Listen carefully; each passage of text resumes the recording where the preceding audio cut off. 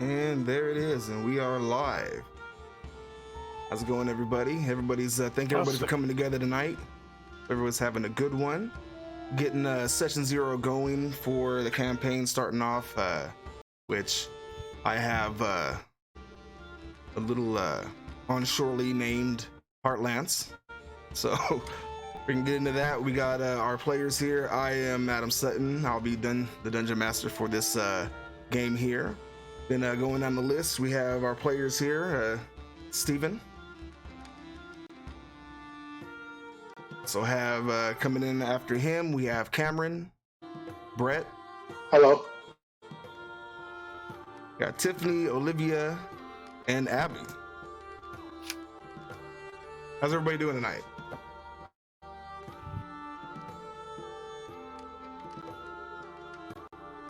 We coming through there clear? Can everybody hear me? Oh.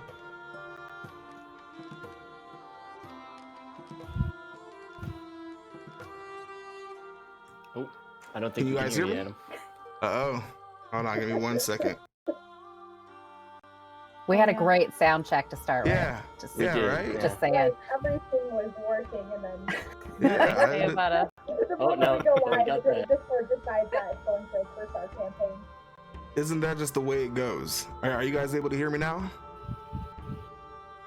Yeah, it is. Yes. Yes, Yeah, I yeah. can. Can you hear me? All right, bear with me, everybody. Minor technical problems here, but you know that's why we do session zeros. Hey, am I coming through for you guys? Looks like it shows me it's picking it up, but is it not getting through to you? You are Half coming and through half. fine, but you tend to fall off like right at the end. Like I don't know if you're using push to talk, but you might be letting go like a second too early. All right, I'm Yeah. not using push to talk. It looks like I just gotta extend it a little bit to make sure that it is picking up on my main points. If it's cutting off at the end, I'm just gonna end every sentence with a bam. Just Yeah, there you go. There you go. Yes. All right. So, getting right on into it then. Pull up my information here so we can, anybody has any questions. So, some of you already know what you're going for and, you know, the race, class, everything like that. So, bit of a description for the world that we're going to be playing in here.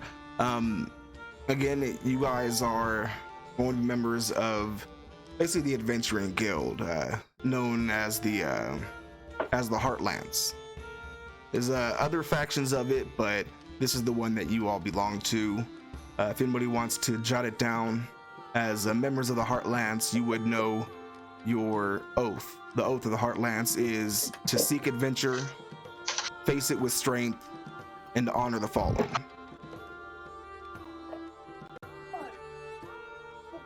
Now, Oh no. it's all right. So you all live in a part of what's called the Valacrux Empire. The nation itself, you guys live in the main nation there of Valacrux. The village where you all have spent the past year or so training with the Heartlance, getting ready to, you know, preparing yourself to go out and face everything, become adventurers. The town that you've been staying at is Ashkelon. It's a pretty small village except for the, did you get it? It's ACHKELON. It's Ashkelon. Thanks. I was about to ask. Yeah. All right, not a problem. If you guys, if any of it gets chopped up and you don't hear me, let me know.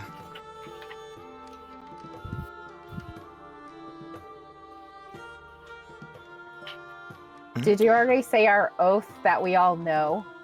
Yeah. So the oath of the Heartlance 'Cause is... of course I know it. Not a problem. So the oath of the Heartlance is to seek your adventure, to face it with strength, and to honor the fallen.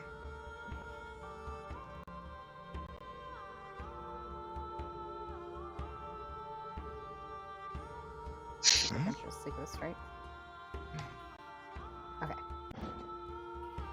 and just a little bit of To information seek about the your world. adventure. All right, does anybody have any questions so far? Anything that didn't come through clearly? Just let me know.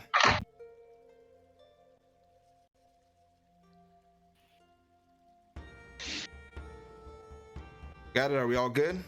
What kind of climate are we in? So the area that this fort falls in is kind of near the foot of the mountains. You're a bit more inland from the nation that you're in of Valacrux. So you're not on the coast. You're not by the ocean. It's kind of a drier, humid. Gets a little bit colder in the winters, but hotter in the summers. So see a bit of variety there in the region.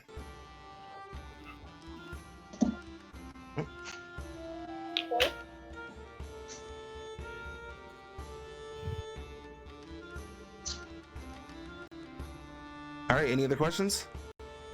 Is it mostly rocky, forested? Are there many forests? Are there many forests? Yeah, so you guys are not far off from a pretty large forest in the area there. It's a lot of different. The area that you guys live in, the country itself, Valacrux, it's a very it's got a variety of kind of biomes and everything like that. You got kind of rockier areas like where you're at now by the mountains, and kind of a lot of forest around you. It's got some desert regions, a lot of swamplands, and it's got a pretty long coast as well. But while you guys are from and live in, or at least you live in, we'll get into your backstories and information like that more later to figure out where you're from. But as far as where you guys are at, you're part of what would be the Valacrux Empire. So aside from this country itself, there are other nations in the area around you that all carry the same banner. Now, as far as the world itself, the Valacrux Empire, it's been at war for going on nearly half a century now with another nation across what's called the Umbrellas Sea.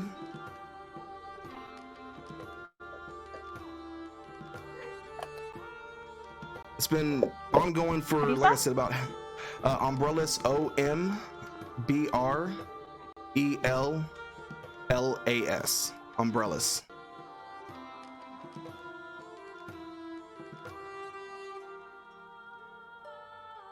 Have like a map just point to or something. Say that again. You're a little faint there. Who are they at war with? They're at war with another. how do you want us to determine where our characters fall on? Are you gonna look at our backstory and decide, or? So, kind of the setup to all this and everything like that. You guys, as far as whatever your classes and everything are, you did not learn your classes from the Adventuring Guild. This is kind of where you would go after you've kind of found your specialty, but you want to take another step into becoming an adventurer, into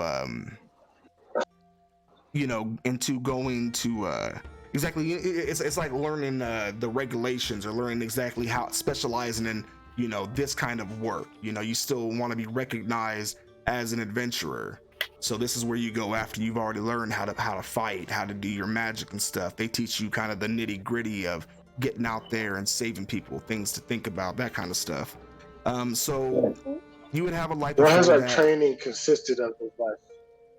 So your training would be consisting of things like how to investigate, like an area and stuff like that. Things to look out for when like going spelunking through a ruin or something like that. They'd be teaching you things that, as a fighter, even if you were like a soldier out there on the field, you'll know how to fight, you'll know the combat, you know how to defend yourself. But there's certain things that you can only learn through experience, like I said, like looking out for traps when you're going through a dungeon, or some of the secret weaknesses to common dragons and things like that. Stuff that only adventurers are really how to properly come up go against. Yeah, exactly. And so, and you were saying, what? Give me 1 second. And who had asked before about the nation you were warring with? That was me that asked that. Okay. All right. So the nation that you guys have been at war with is known as the Starshone Empire.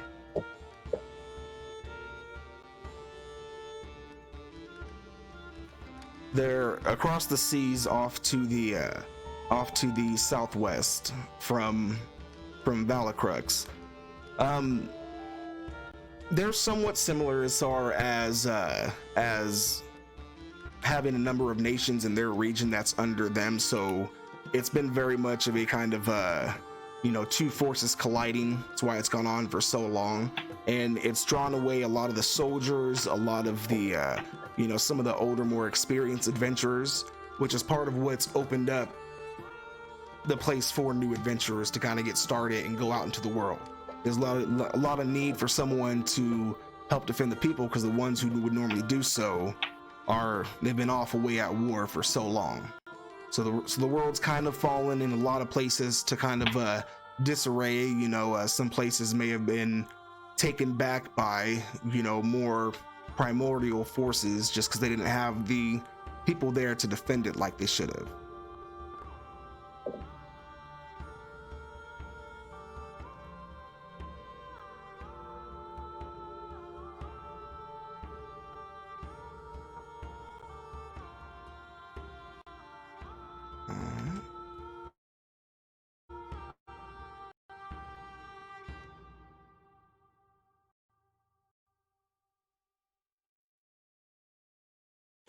And so when we trained for this year, did we train together as a group, or were we coming to?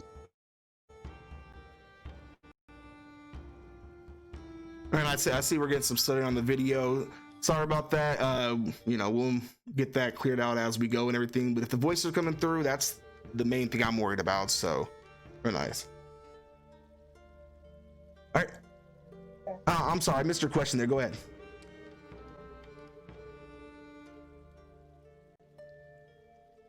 Oh, my question was, when we trained, did we train together as a group, or were we brought together after we were done training?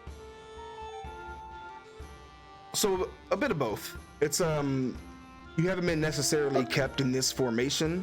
If you guys want to work it, I'll kind of leave that more up to you guys, and we'll figure that as you're making your characters and stuff.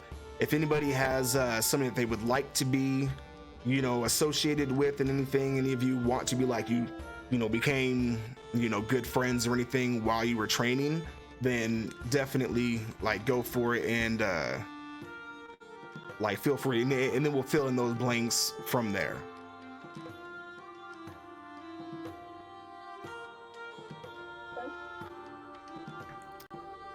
I have 2 more small lore questions. Yep, go for it.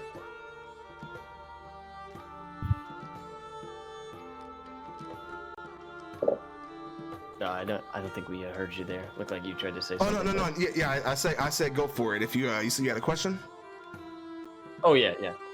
So I was just gonna ask if if Valacrux has a dominant religion, or what is the culture / politics like? Just a brief overview.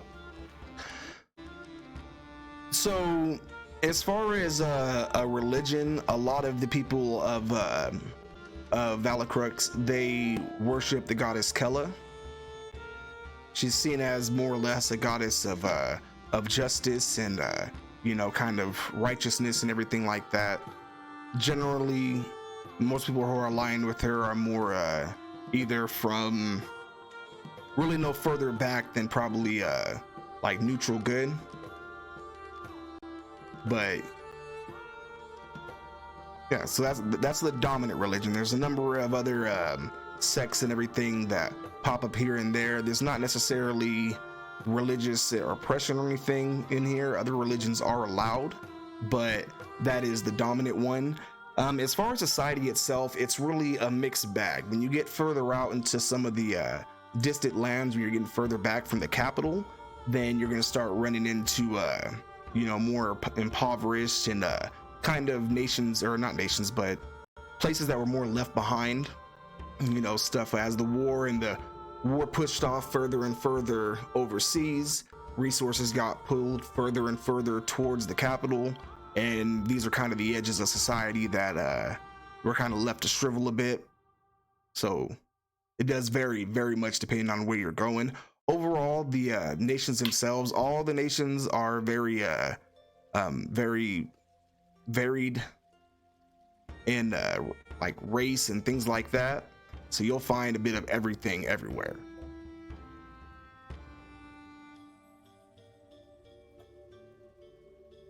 All right. Anything else? I missed the goddess's name.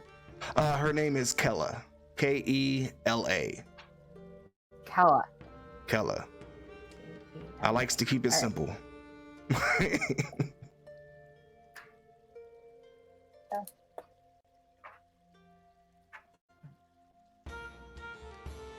All right.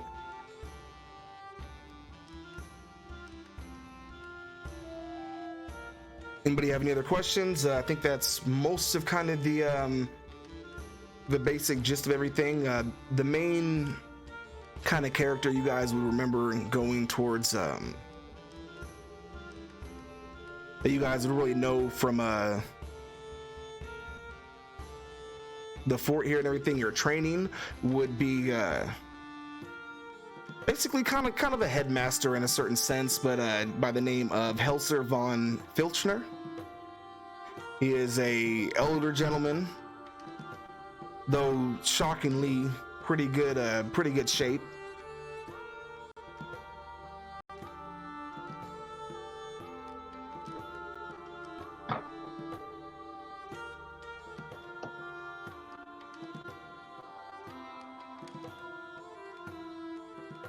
And not to get, what race is he? He's human. He is human. He's an older human guy. Human, okay. Yep.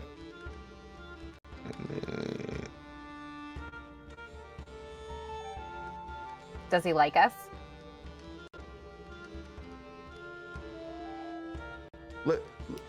Let's see how you guys do when things kick off, and then we'll see how much he likes Okay. you. All right, fair enough. You rapscallions! I've got to get to know you guys a little bit. Yeah, is this gonna be committed, let's get it done party, or is this gonna turn into what was that frickin' Rodney Dangerfield school back to school?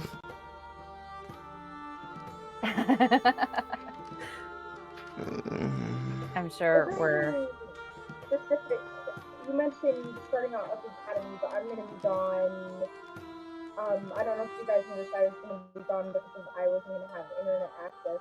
I'm going on a last minute trip next. Is there anything I could do for my character to explain that, or will I just be added in? I didn't quite catch a lot of that. So that one more time. Okay, so I messaged you about the trip I'm going on, so I'm not going to be here, and I was going to be added later. Is there anything I need to do to account for that for the character backstory? Like, am I going to be in a different spot than? No, I mean, you'll pretty much be yeah, because tonight, the way I like to do, like, this is just session 0. The way I like to do things is, we're going over character, the backstory and stuff like that. I've given all of the kind of more pertinent information that I can think of offhand, as far as, what you need to know kind of going into the world and everything. I've kind of already told you guys a good bit beforehand, as far as what to expect in my games. It's going to be, I like to start off with something kind of classic and, well-grounded, and then over time stretch it into more, I like to deal with a lot of cosmic horror. I want to add some more political kind of intrigue, which isn't necessarily my forte, but hey, if you want to get better at something, you got to do it. So I'm going to give some, more opportunity for that in here that you guys can get in and pursue as you see fit. So really just however you want to make your character, however you want to have them ready. that's the kind of world you're going to be dealing with. You know, something that's going to kind of get weirder and you know, a bit more out there as everything goes on. Anything between that, you know, as long as it's something that you can get on, you know, it's like we're doing mostly pretty much official as far as most of the things. If there's something that's not official that you want me to consider, just let me know what it is. I'll browse it. I'm very flexible. I'm not scared to let, like, honestly, I run a lot of games that have damn near broken characters because I have a very kind of strict policy where I say that there's no such thing as an overpower player. There's just on creative DMs.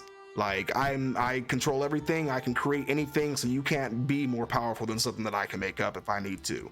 I can balance everything, so have fun with it. Reflavor everything. I love things to be reflavored, so to add a little flair to it.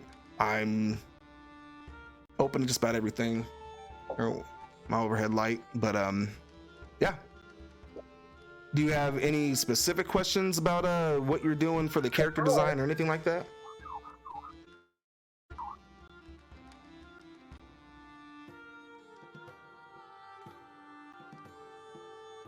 Anybody? All right. So kind of just going through the list here. Quiet. Yeah, right. That's all right. Not a problem. If you're not sure, just keep rolling. So going down the list here just to get what everybody is going to be going forward. So starting off with Steven, what race and you're going, you said Genasi? What kind of Genasi? I'm a fire genasi, who is a warlock who went down the route of the Hexblade. All right.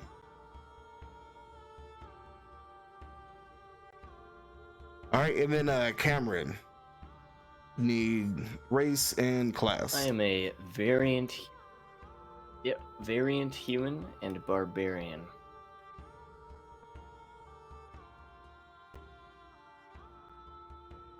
Cool. So there will be no lack of smashing things.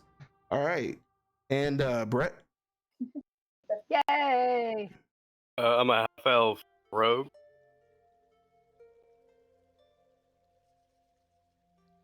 All right, no lack of stabbing things. No exact states or anything like that. What's that?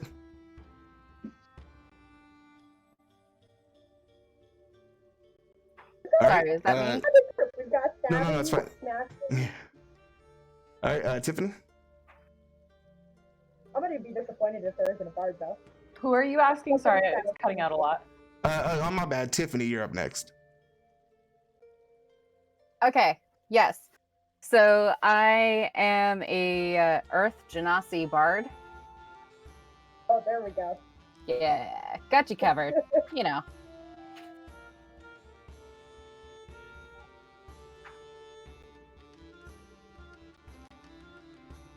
We're like the differing planes rejects. We got a lot of interplanetary heritage going on here. I got the astral plane covered. We've got the fire plane, elemental plane, Feywild.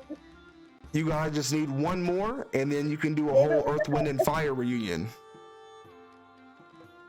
All right. Oh my god. Oh, we sure could have. There you go. Who creation making Earth, Wind, and Fire Genasi, all bards. All right. Olivia. I know that'd be a good thing though. Yeah. The poor All right, dragons Olivia? would not be prepared.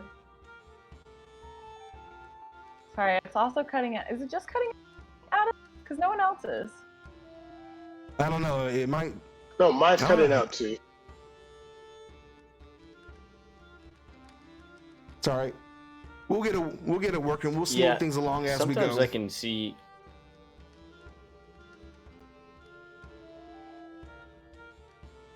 All I got was we'll smooth things along as we go. That was all I said. So, all right. So, Olivia, it's your turn. Can you guys All hear right. me? We good, Olivia? Yeah. Yep, we can hear you. I'm Alright. playing Kalistar Cleric. Oh hey, we got another Talistar. Coincidences. Oh yeah. 2 Kalistars, 2 Genasi, 1 half elf and a human. It sounds like a bad joke. As we walk into the bar. And we all meet in a tavern. Yep, there you go. All right. And Abby? The elemental planes went wrong.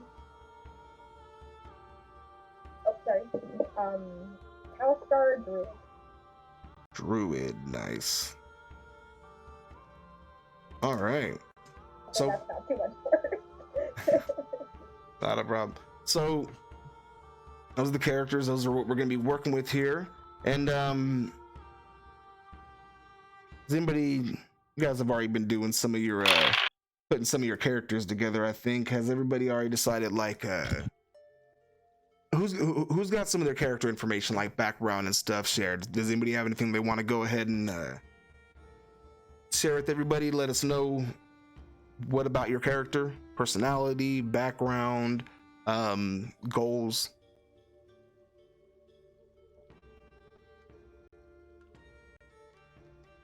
More or less, my rogue is the glory obsessed rogue.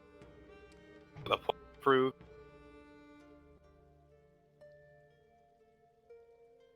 So All right. share. Okay. You, at the end there, you're cutting out just a tiny bit. Oh, for am me. I? Yeah, I think it might be like your mic not picking it up quite. The first part was all good, but like halfway through it started to cut out. Okay, what about now? Or we'll Yeah, find out. yeah, you're good. I You're can good I now. can hear you Much fine. better. So yeah, just glory obsessed rogue with a point to prove. All right. With a point Yeah, to prove. much better. A druid is who's trying to solve through adventuring a mystery of what happened to her fam.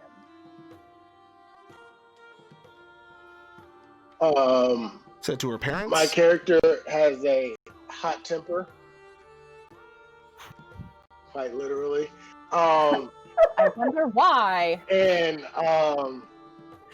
what everyone does know about my character is that I was raised by a Dragonborn clan, but that's all that my character's divulged so far. Okay. No.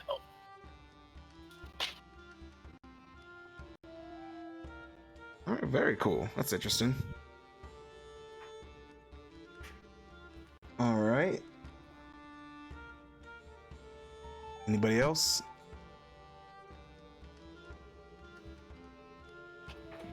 Yeah, my character was pretty happy living her hermit life, like off a cove with a bunch of really nice rocks who she would sing to all the time, and really got to be close friends with this one good, it's about, sizable piece of Labradorite who she named Charles Hurley, and just kind of, she calls him Chuck for short. And was just hanging out, and then one day her home just got destroyed. She's like, well, guess it's time to move on and do some other things. Let's go, Chuck. All right.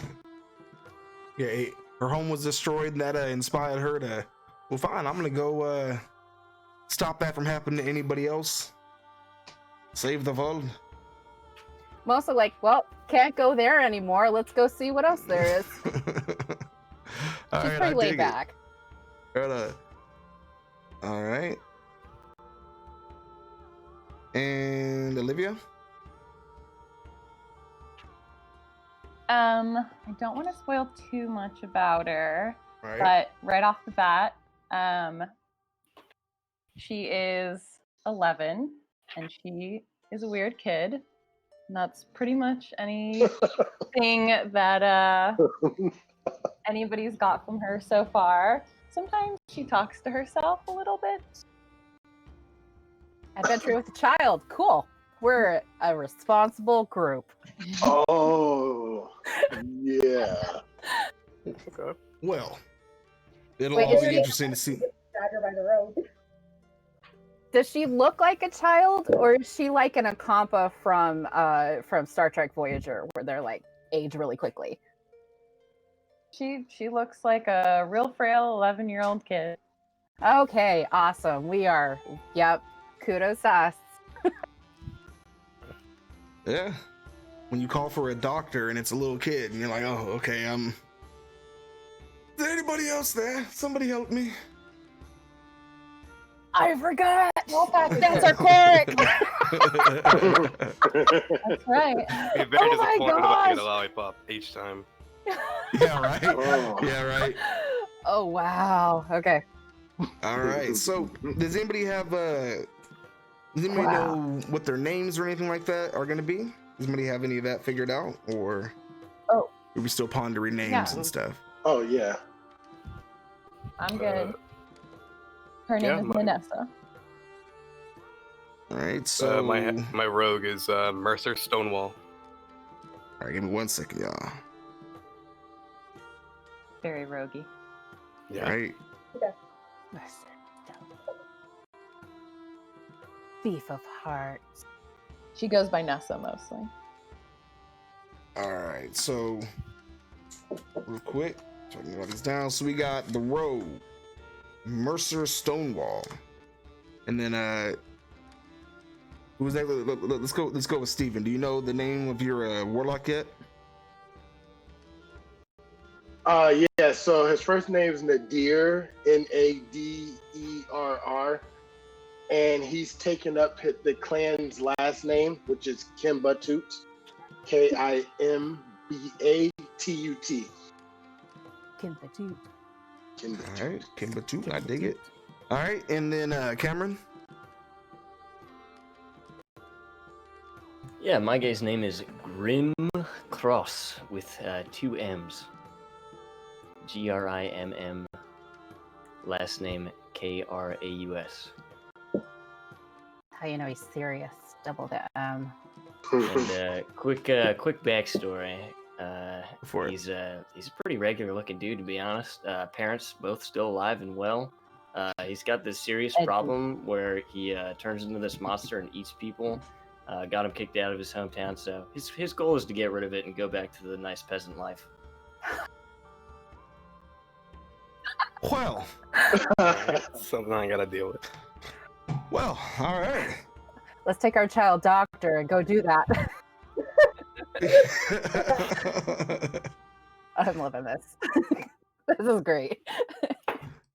All right. So we got a monster, we got a rogue, we got the warlock, and then Doogie Howser. And all right, cool. Let's see, and he's the barbarian. Yep, barbarian. And one other Alright. thing, the fuel, my warlock's temper is tied to his quest for vengeance. No one knows what that vengeance is for. No, it's not for death or anything, but he's still he's on a quest, and that pretty much guides his every action. He's got a chip on the shoulder, and he's determined to take a bite out of it. Got it. No problem. All right, so. All right, and Tiffany, what's the name of your bard? Her name is Magni. Magne.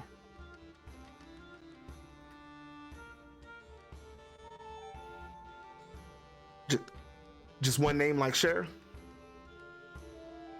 Yeah, just one name. All right, right That's all on. she I needs. dig it. Magni. All right. And Abby? My character's name is Sloan Sanglet. I'm sorry, say that one more time. My character's name is Sloan Sanglet. Sloan Sanders? Sloan?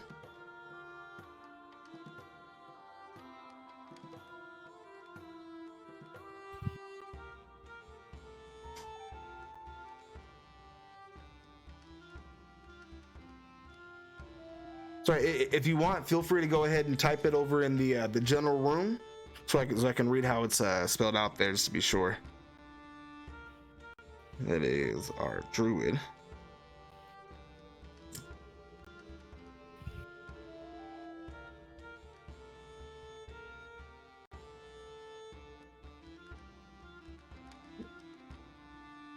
Yeah. If you want to, I'm pretty sure I heard Sloan Sanders. That's what I heard. You can clarify, or if you want to type it in the general room just to make sure that I got it right. There we go. I typed it in general. Sorry about that. No, it's not a it's not a problem. We'll get everything all figured out as we go. Druids have to be so finicky. Yeah, I'm Which one? excited to make lists of every animal I've ever seen. Seen a cat before. I don't know. All right. And then while you're doing that, and then Olivia, what is the name of your cleric? Her name is Minessa. Minessa. She goes by Nessa. She does not have a last name as of yet. Next. All right. That is our cleric. Very nice. All right.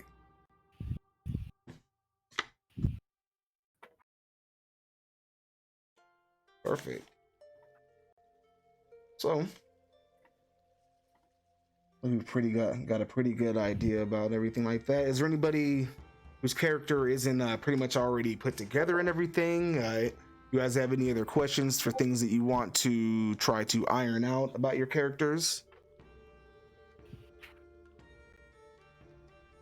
Is it okay if I was just working on a couple of details on my backstory. Is it okay if I DM you that? Because I didn't want that shared. Yeah. If you have anything written out, like detailed backstory, feel free to send that all over me directly. It'd be easier for me to just go through it on my own and kind of, string it along into the campaign and everything as we go anyways. Okay. If you have any questions about, Okay, kind of areas you can be at, anything like that, let me know. Okay, perfect. I got yours there, Brett. Nice. And I will read over and study it. And I was wondering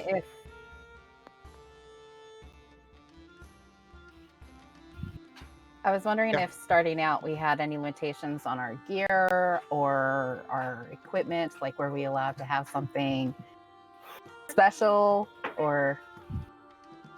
So you can really and also our gold anything. Situation.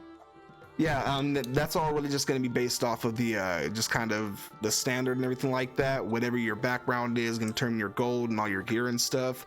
You can reflavor anything you want. So if you start starting off with a short sword, and maybe it's one that it was their first short sword, so it has like a little design that you saved up to get or something. Oh, hey, little one. Yeah, but if it has like a little design or something like that, any way you want to reflavor, feel free, have at it. I'm all for flavoring to add a little extra pizzazz to your stuff. I did want to soup up my guitar for my bardness. It's a really weird looking guitar that's kind of inspired by the lightning that comes from the sky and rocks the earth. Basically, it's a D&D electric guitar. Wireless. Yeah. That does awesome guitar riffs that save the world.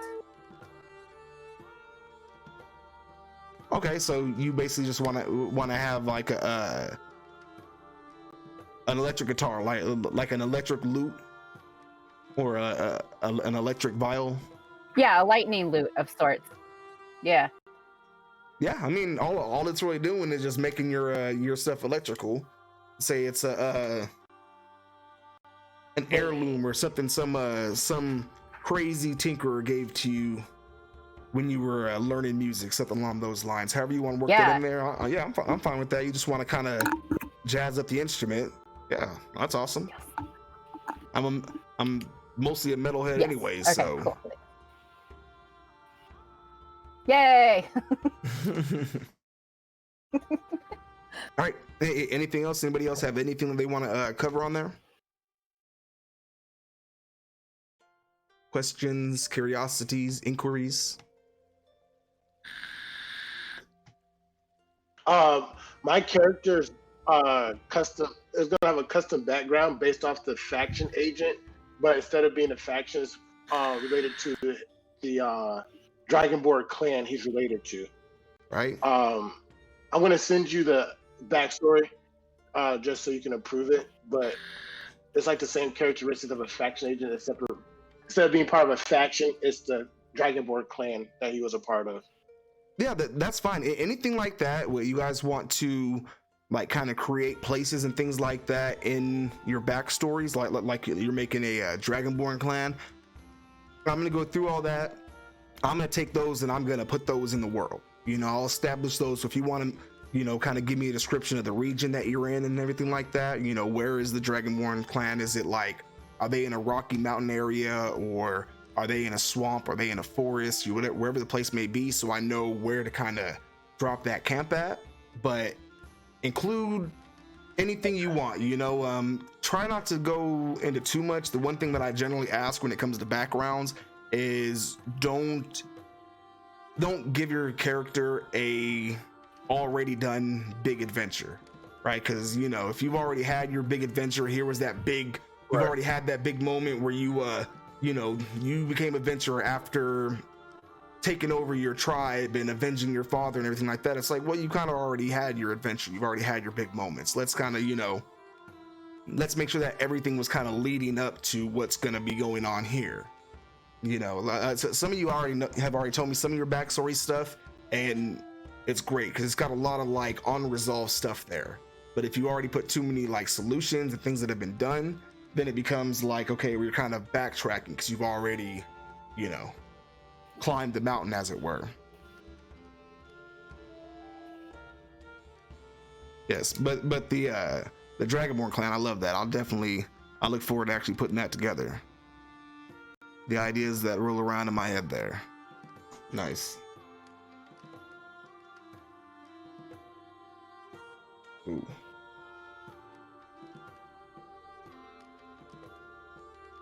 And I don't know exactly how long we're going to go on tonight. Like I said, since it is session 0, it's going to be a little bit shorter than it normally would be.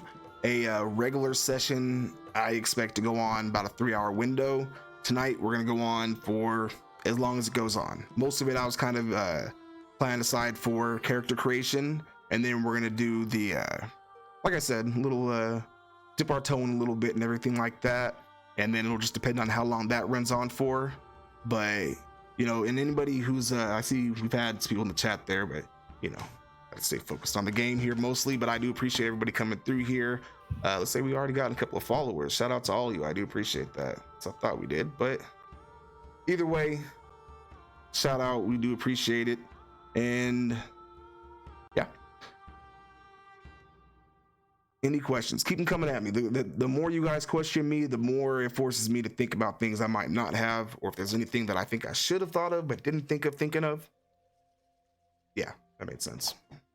Just 2 things real quick. I chose the luck feat, or the lucky feat. Just want to make sure you're okay with that. And Oh man, I would not stop anybody from taking it, but you picked my bane. You picked my bane. You did it. oh really? There's always somebody who does it. I You don't know did a it. You're single that thing on one. that You're life that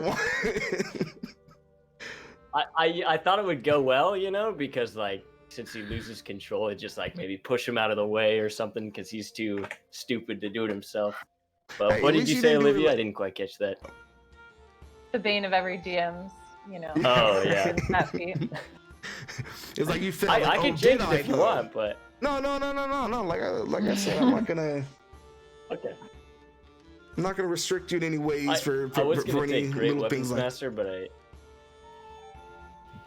I like Great Weapons thought it would be Master. better RP wise.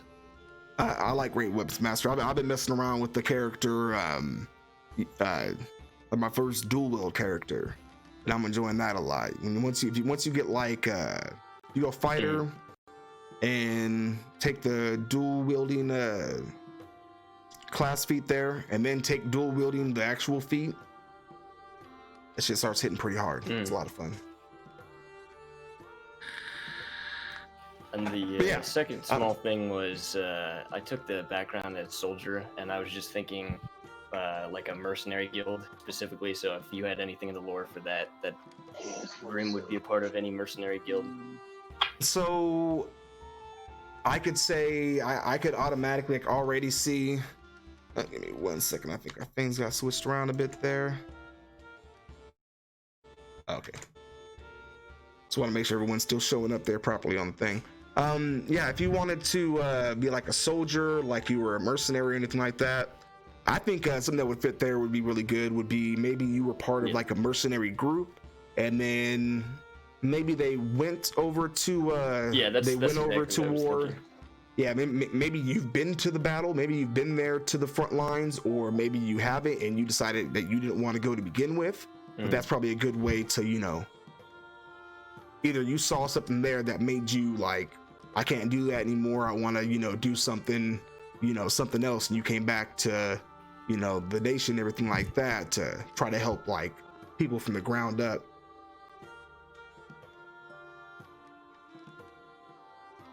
Yeah. Does that work? If that works for you. To justify him coming back from the war, you could give him an injury or something. Yeah, you could. Yeah, that works for me. Yeah. Would you like a peg leg? I don't know about a peg leg. That's Arm. so that's a goofy barbarian. I like the thought though. I like the injured idea. One of my first characters lost their arm, and that was quite interesting role playing that. They lost the arm? See? Yeah, their arm. Some of those things are fun. I just sent you a like... private message through Discord. Okay. I'm just drawing my character as we do this. So I probably look a little grumpy. Funny how. Okay, the background info, perfect. No, that's all right. If you guys have, I'm gonna post this over in the chat right here as well. But if you guys want to share if you do any art or anything like that, like I know a lot of you draw, a lot of you do different like art stuff, which is I've seen some of it and it's all really good. So feel free to post it over into the Discord there. Not under the Heartlance area, that's just for the players who'll be able to see that, but in the actual general chat, feel free to share any art you have there, and you know, so people can go and check out. And anybody who is watching us here, again, thank you for coming through. Feel free to go over and check out the Discord. I'm gonna post into the chat right here right now, and yeah, you can say hi and you can see some people's art. It's totally worth it. I've seen a lot of their stuff. It's like I said, I'm the kind of person, if I sit there for a while, I can probably draw something, but I can't draw a picture to save my life. I can't put images together in a way that's gonna like, oh yeah, that's what you're going for. I'll draw an elephant fine, but then I'll try to draw an elephant at the circus and it just looks like freaking some kind of abstract nonsense. What? So that link is there over in the chat. Feel free to follow it over and drop a line, say hello. Now, any other details, any other things that I should know about your character that you want the group to know about? Any other questions you have for me as far as the world itself?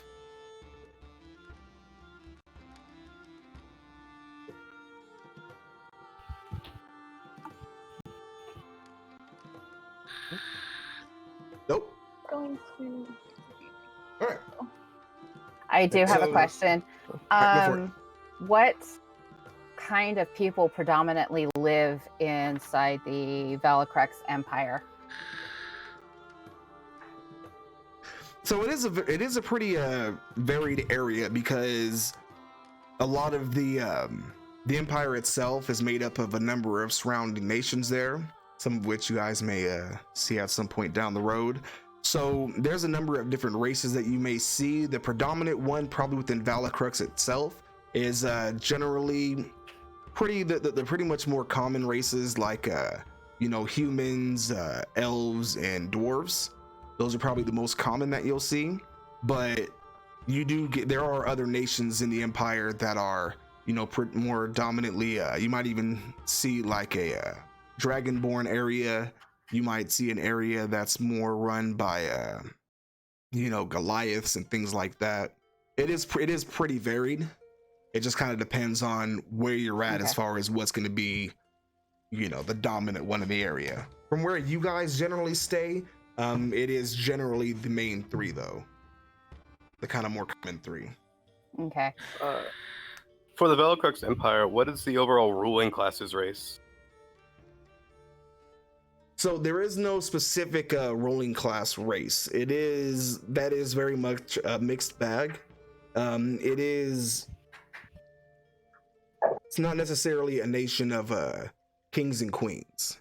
It's a nation. It is more or less a democracy. For the most part, you would have, just like any place, you're still going to have kind of hierarchies and stuff like that, but it's not really a throne that anybody has sat on in centuries. So who's the current leader of the whole empire, and then the leader, and who's in charge of the town that we're starting off in? Who presides over that? Yeah, let me find that information for where I had that guy written down for who runs the empire itself. As far as the guy who runs the area you're in now, that is wasn't Helser. it Hells? Yeah, it's Helser Von Filchner. Okay.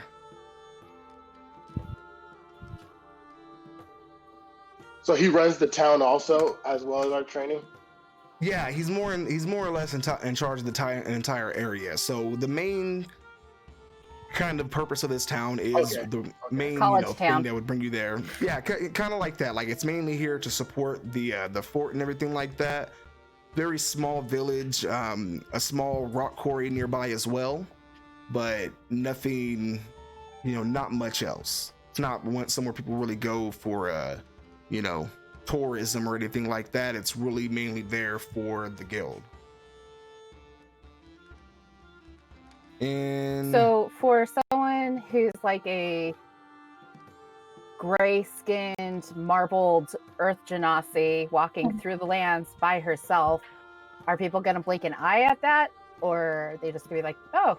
it's gonna depend on where you're at. I mean, generally speaking, people, it's there's no, you're not gonna get arrested for anything like that. It's not like any laws or anything like that. It's not quite oppressive on paper, but when you go into more distant areas, especially places where the kind of ruling presence isn't there as much because of the war, then you're liable to find people who are a bit more backwards thinking. But you guys are big, strong adventurers. That's in the more populated areas.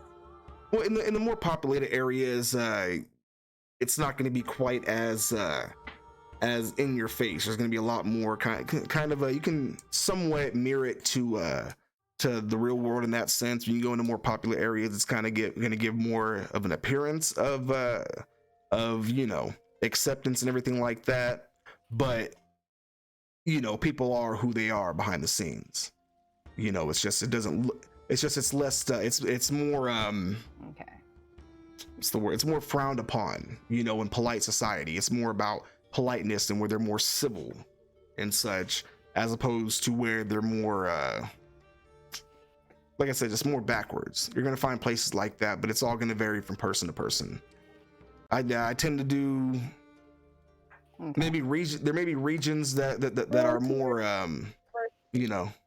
I'm sorry? I'm sorry, say that one more time. I didn't catch that. Oh, I was just making a joke because living in a rural area, it's very much like that here, versus bigger areas. Yeah, I know what you mean.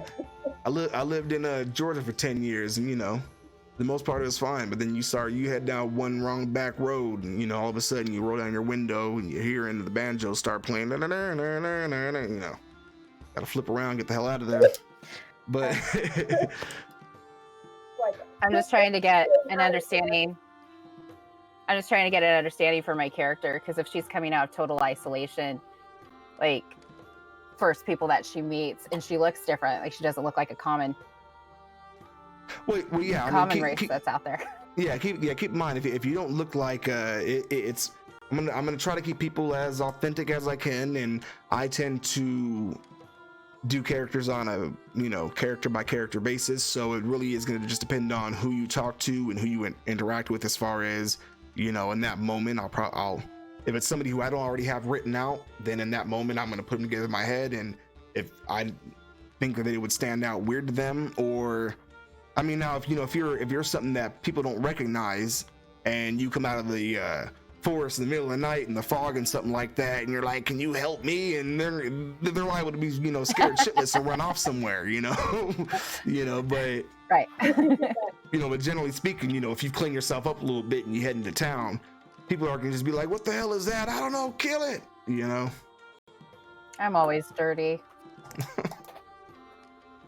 I can't help it. Well, so we'll know to put a lot of ponds out there, a lot of opportunities to bathe. Yeah. Question two. Yeah.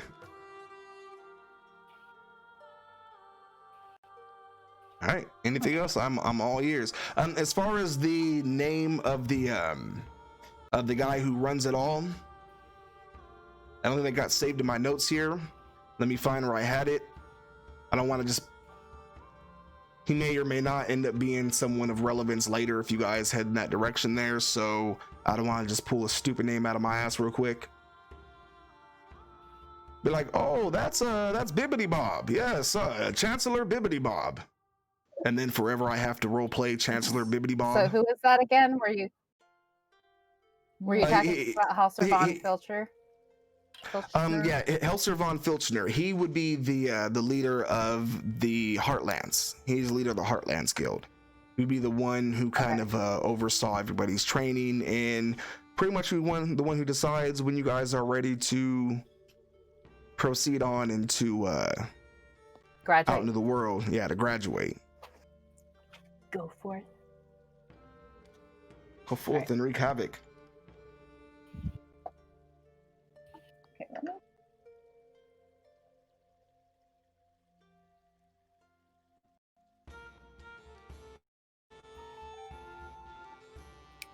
Seems like that's it. Yeah, if anybody has any other questions, let me know. Otherwise, we can move on into like I said, it's probably going to be an early night anyways, so I don't want to rush anybody along. If you have any questions that pop in your head, feel free to ask them, but whenever you let me know, we can get things rolling around to the next stage, as it were. I'll just do with that thing. I will leave that up to y'all. Now, one thing I did want to ask though, because I was saying before, I think I initially said standard point array for stats. I don't do that for balancing reasons. It's probably why I was really saying it here. But like I said, I can always I can always make the balancing work. That's just a matter of taking the time to really do it, more or less. So I think I'd rather leave that up to kind of group preference. Would you guys rather just go ahead and use standard point array and keep it there, or would anybody prefer rolling your stats? I don't want to rob you of that chance to make an original. Standard point. All right, we got to vote for standard. Yeah, I already set mine up with. Yeah, my points are already set with standard, so I'm kind of already invested. All right, not a problem. I did standard already, so. I could have been so strong, but I balanced it out. Took that negative. Yeah, you also could have been a damn asthmatic with Yeah. Not a thought in my head. Yeah, right. Not a thought in the head with freaking carpal tunnel syndrome. Can't even string a bow. That happened. I had a character who rolled up all 8s, and I played him for 1 session. I'm pretty sure he committed harikari, if I remember correctly. So bad. It was so bad. He could do nothing. He could do nothing. It was so horrible. Threw himself in front of the first cart. Yeah. Oh, not another fruit stand. You stand on top of the hill and go down the hill with cars. 6, Oh. Yeah. 8, 9, 10, 11. Oh, Let's get this paper. My bones are glass. Yeah, it's like, okay, let's see. I've got a 6 HP here. So I'll definitely die if I can find a 60-foot drop. Nice. Let's go for it. To the nearest cliff. We'll face All the right. gods in D&D when you're a player. Yeah. All right. So, kind of leave this this part, the flow, a little bit up to you guys. Let me know if you're ready to proceed and kind of kick off into things and, you know, get the feet wet, as it were, or if you have any more questions. We ready to Hulk smash? Ooh, Hulk smash, always good. I think I'm fine to go. Give me 1 second.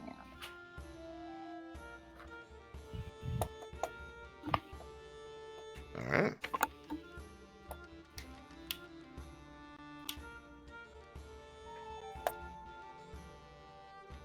So.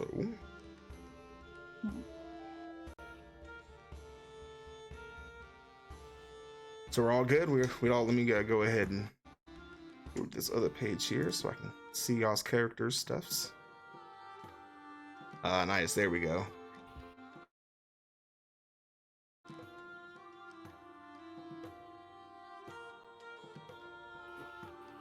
All right.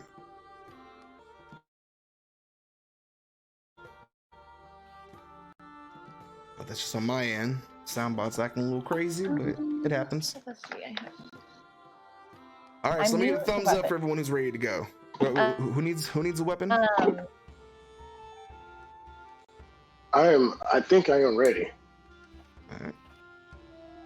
I forgot I've got to set my spells, but I'm ready. All right. D&D Beyond should handle most of the weapons, I'm pretty sure. As long as they're equipped. Yeah. Should I only be taking a weapon that's from starting equipment, or can I pick one If you that is went, not? if you I'm went just sword asking equipment, because I have proficiency in martial weapons. okay. What were you trying to trade for? What? Sorry. I'm trying to trade my melee weapon for a martial weapon because I have proficiency in that. Okay. What kind of I mean, like, what weapon are you trying to trade for? What weapon? Oh, I think I have a mace right now. And I was thinking I would either go with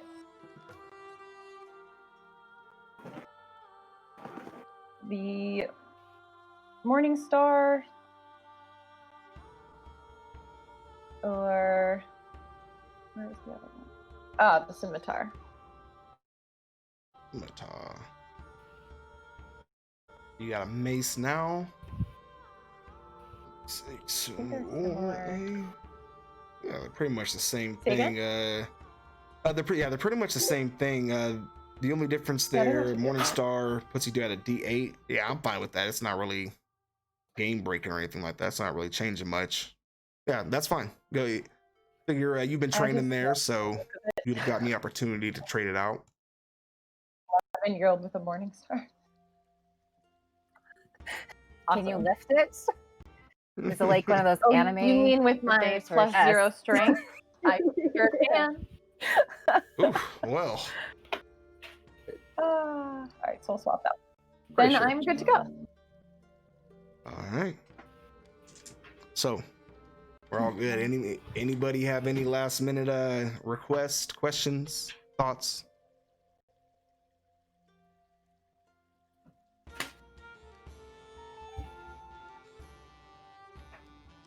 Does not seem like it. All right. I think I'm good.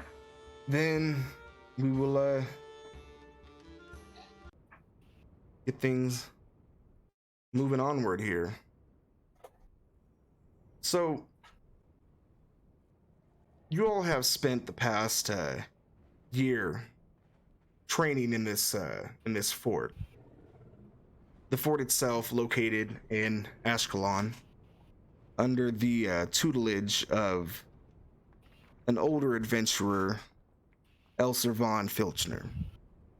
The fort itself twists over a curving hillside, the village that rests down at the tail end, and a small quarry built off to the southeast side of the village there.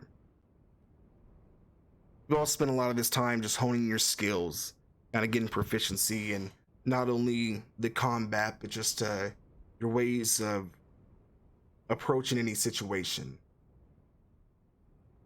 When finally, after all this training and this last year here, you're all brought together late one evening. The sun's just barely over the horizon there, and the sky's taken on a very kind of deep orange and red tones, slight hints of yellow here and there. The leaves this time of year are all brown and red. Fall's here. The winds are very heavy. Following behind Helser Von Filchner, who himself, an older human, for his age though, despite clearly being, could only guess, probably 60s, 70s maybe. Very fit, very put together. You can tell that he's stayed in pretty good shape there. Constantly wearing his little glasses with no earpieces. They just latch right there onto his nose. And moving along with a bit of spring in his step. He's always been a bit more of an eccentric fella, but wise Is he at a the same handsome time. cut of a man? Oh yeah, very very foxish. So he's an old fox for sure. Yes. And he leads you. Oh, we got a silver fox. Yeah, there you go. And he leads you through the now dark village, past just off alongside the wooden gates that surround there, and takes you down to the upper levels of the rock quarry. This is the moment you've all been waiting for. One of your final tests here. Ahead of you is a wooden elevator. Crank, very simple contraption. And he stops for a moment, takes a pipe out of his little jacket there and lights it. You can see the red little bulb of it flicker inside of his pipe there and shine across his eyes. And turns up to you and says, "This is the moment you've all been waiting for. After all of your hard work, this is the time for you to prove yourselves. Ahead of you, you will find many opponents. Down there we have placed a number of, less than honorable men, let's say. You'll find them down in the quarry. They have been told one thing: kill the adventurers who seek them, and then they will be able to go off and be promised their freedom. They will be allowed to leave. They are all prisoners. Now keep in mind, these men are murderers and far worse. So it is up to you to prove that you are capable of putting such men where they belong." Steps aside, points his arm out towards the elevator there. Ready for any of you to step forward, whoever's ready to go and start that I step forward. final exam. Step forward. Do you say we have to kill prisoners? Oh yeah. He said that these are murderers and a number of far worse crimes. They've all been convicted.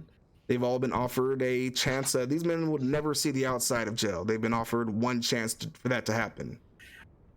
If they can defeat you, they are free And to go. that's going through us. Kill it. That's going through y'all. All right, Silver Fox. Let's do this. I very confidently step forward. Confidently, okay. I'm eagerly gonna step forward, eyes burning red. All right. Wander So- forward. Magnie's just gonna shrug and like, yeah, whatever. Let's go. What's that? Yeah, I'm just gonna say, oh, what the hell? Might as well, and just walk in. Sound like there's any alternative. Well, there's always an alternative. Does anybody not want to go down there?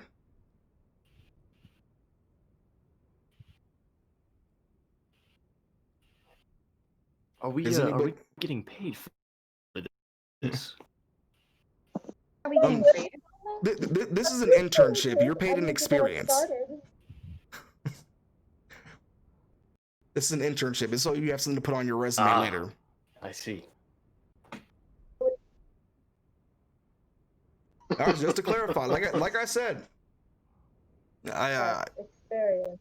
all railroading there. I don't like railroading. Everything can be avoided. If you guys have another path you'd like to take, y'all can dip out and say fuck this order and screw this. I'll start my own guild. We're out of here. Feel free. Just a quick question. Yeah. You are cutting out just a slight bit for me. I was just curious if anyone else was seeing that too. A little bit, but I more Yeah, or less bits got and what you pieces. said. Okay. Yeah, I got most of it, but during the speech in particular, there was a bit of cutout. I don't know if anyone noticed that Like, as well. but- how evil are these guys? These are bad men. Again, these Like, people they fell asleep are... in church, No, or no. they These kill are, kittens. according to him, these men are convicted of crimes of no less than murder and worse. So Can I They are want to very roll bad an men. insight check to see how truthful he's being. go for it. You wanna check him? You can check him. And you just offer some help there. So go ahead and Yeah. roll with advantage. First roll. Oh, roll with advantage. Oh, shoot, thank Go God. for it. All right, so that's a 12. Yeah, he seems, as far as he knows, that these are men who are just as wicked as he claims.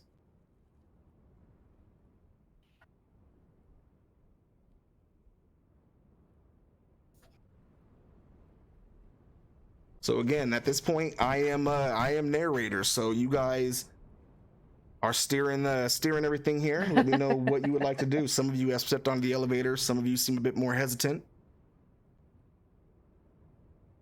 Oh, I'm on the elevator. I like Yeah. casual On the elevator. stroll there. Better things to do with my time than this, but oh well. So as you guys How start many prisoners are we facing?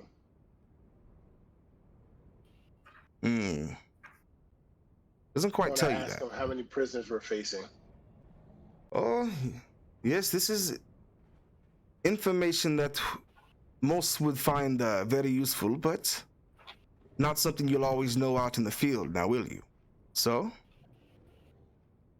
maybe you should just be on your most cautious approach, huh? It's fine. I'll just scout ahead. So these are prisoners that are actually working in the quarry. That's their imprisonment. Correct.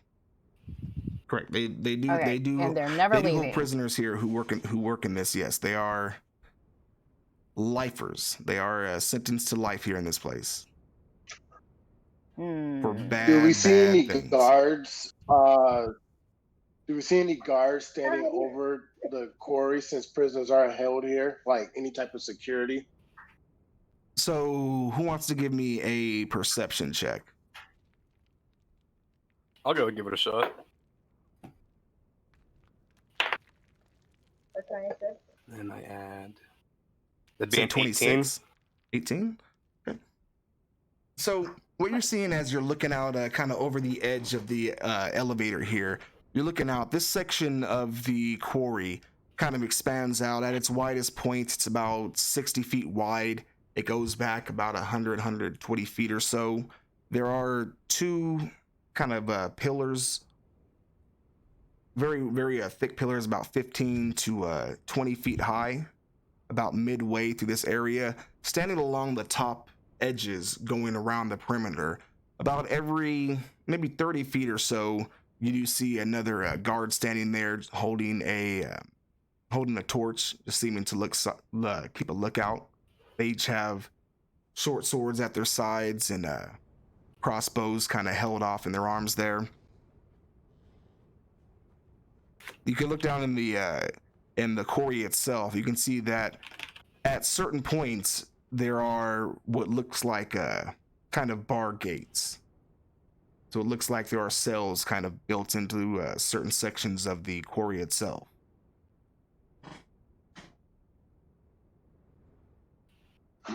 Right. There is a lever on the elevator whenever you guys are ready to proceed onward. So are we just supposed to go attack these guys while they're like, are they working or are they like They've been this told like that gladiator if they can, Coliseum style? sort of. So they've been told if they can defeat you, that they get to go free. So they are down there. They are ready for you. They are where you are coming. Okay. But with all them right. being convicted, how much of a like what type of weapons are they actually given? Like, because they are criminals after all. Well, according to Helser, they were armed. They are able to defend themselves. So you're not going down there to slaughter helpless people. They're not down there with slings and I throwing understand that, rocks but and stuff. Bro, they giving like fresh like chainmail armor with like iron shields and like short swords, or like.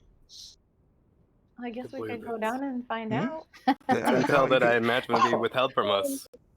Oh, there's the kid. The kid says, "Let's go." Oh yeah. All right, let's kick it. Sure, they've been Conan the Barbarian the whole time. All right, so there is a lever on this elevator there. Whenever you guys are ready to proceed, give it a pull. I pulled the lever. Excuse me, do they know how many of us are going down, or They do just not. like we don't know how many of them there are? Correct. The only My thing character's that ready to pull the lever. We strategize like this. We don't know what we're facing. Maybe we can have stealth system, get some surprise on them. Because I mean, you have the advantage here. Well, it's kind of more or less Open the you cages guys yet, know though, as much have we? about them as they know about you. That's good. That's kind of the point of the exercise for you guys to go in there. And we are coming down in an elevator. Isn't exactly subtle. Yeah. But what can you do about it? But we have these magic actors. Can I'm I not just- sure how many of them have magical abilities at the moment. Now, with them being Yeah. prisoners, they shouldn't have access to magic. They're freaking- Exactly. Well, so maybe we could use I that. think we'll just have to find out for ourselves, in all honesty. Who Yeah. knows? Can I The only thing impulsively you know pull is the he said- lever? Yeah, you pull the lever. So he Magni swings jumps over- onto the elevator. So he swings over and grabs it and yanks that lever. You guys start that moment, a little shaky, making your way down. It's about 35 feet or so to the floor before you hear the stones kind of settle underneath that scraping of wood on rock. Right before Go ahead. we hit the ground, I'm going to sort of reach up and touch the human, and very That's cold hand. And I'm going to say guidance for you. I'm And I'm now just you like, have a D4 on your next roll. oh, I'm just like eating an Nice. apple while this is happening. I'm just like, Oh. all right then. You look like you might need it. Well appreciated, little one. All right, so off ahead of you, you guys can see that there is Since we touched two. the... What? Go ahead. All right. So, yeah, off ahead of you, when you guys are seeing here, when you land on there, the section that you guys are sitting on for the elevator is about 5 feet off the ground, off just kind of a large rock formation there. There's two large stones, almost boulder size, off just ahead of you, and you can see the two pillars off on either side, kind of leading down this pathway going straight ahead. The walls themselves of the quarry stretching up to 35 feet overhead, kind of framing it in. At this point, the sky's lost most of its orange, and there's just this, you can see the white of the moon kind of reflecting through the clouds overhead, which is just barely catching on the light and the kind of dust in the air from the quarry itself. That almost puts this eerie kind of white glow just throughout the entire perimeter there. How would you guys like to proceed? All right. If you guys don't mind, I could just go scout ahead for us, see what we're actually dealing with. You have someone cover you. We don't know if they're trying to stealth and trick us or what they're trying to do. We can roll perception, see if we can spot anything fishy going on. So who wants to follow me? I will. If you'd be good All with right, that. so How far ahead of, away? How far away are the closest cells to us from the elevator?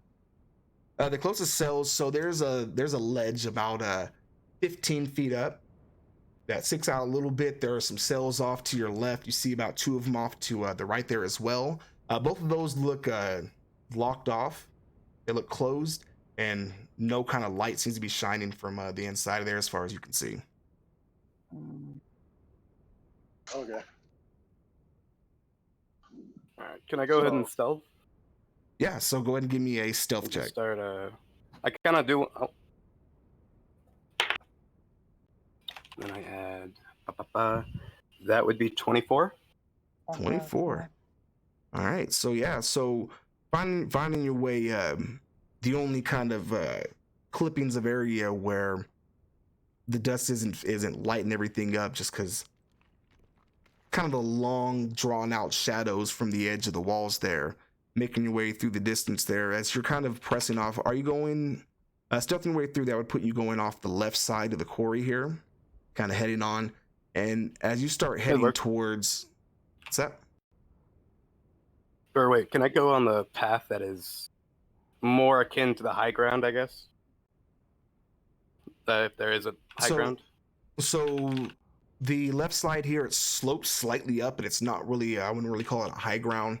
Probably just a couple foot, just at an angle over the far right there. I was putting you a little bit up, but not really, anything distant there.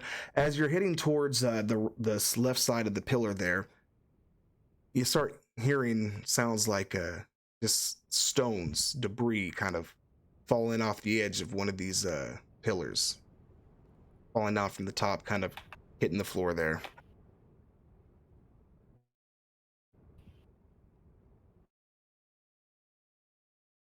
Moment goes by, you can start hearing kind of a little bit of chatter up there. Oh boy. Quiet whispers, but forward.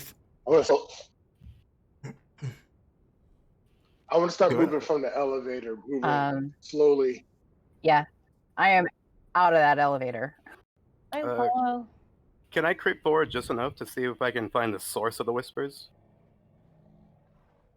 Yeah, so as you move over there, you're kind of getting a little bit closer towards where the debris is falling down, these stones and just little bits of dust and things getting shooken off the top of the pillar. As you get to the bottom of it, kind of where it's hitting on the ground, you just hear up above you just very faint whispers, and then for a brief moment, one that's slightly louder, but just sound like someone telling someone else to shut the hell up.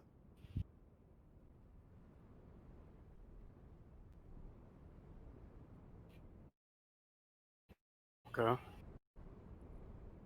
So would I know the general location of where they are then? As far as you can tell, report back and we could plan something. The only thing that you're positive about at this point is that they are up on this left pillar here. You can hear some up there. Okay. So they're on top of it. Okay. I think I'll go ahead and start heading back and tell them about it. All right. Wait. Can I see him within 10 feet of me? You guys are all in all, from the elevator to that front section there, it's about a 30-foot gap. You said that you had moved behind him though as well. You were kind of falling behind, so you were in that area. So you do see him as he kind of heads over just a couple feet off of you to the side of the pillar there, where you see him kind of looking out, trying to get an ear for something before moving back over. He starts heading back towards the rest of the group there. Okay. I'm Okay. going to mind link response on him before he goes, and I'm going to use that cast. Did you see anything? I didn't exactly see anything, but I do have a pretty good idea of where they would be, and they are. I'm pretty sure they know we're here. Okay. Do we want to Well- still try to be stealthy about this, or do we want to summon them? Ooh, she's like, you want to call him out? I think it would be a good idea for some of us to try and hide, and then have some of us see if we can't challenge them.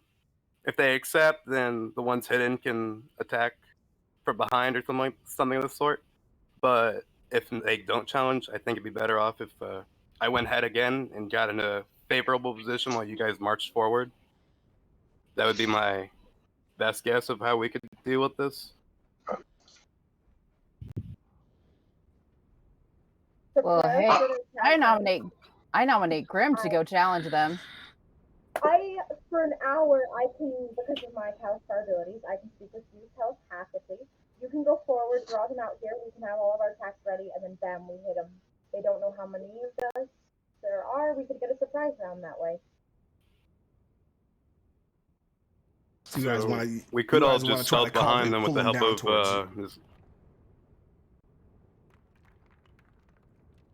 If they just want to, that's what I was trying to suggest. We could prepare spells and actions and hold them till they get here.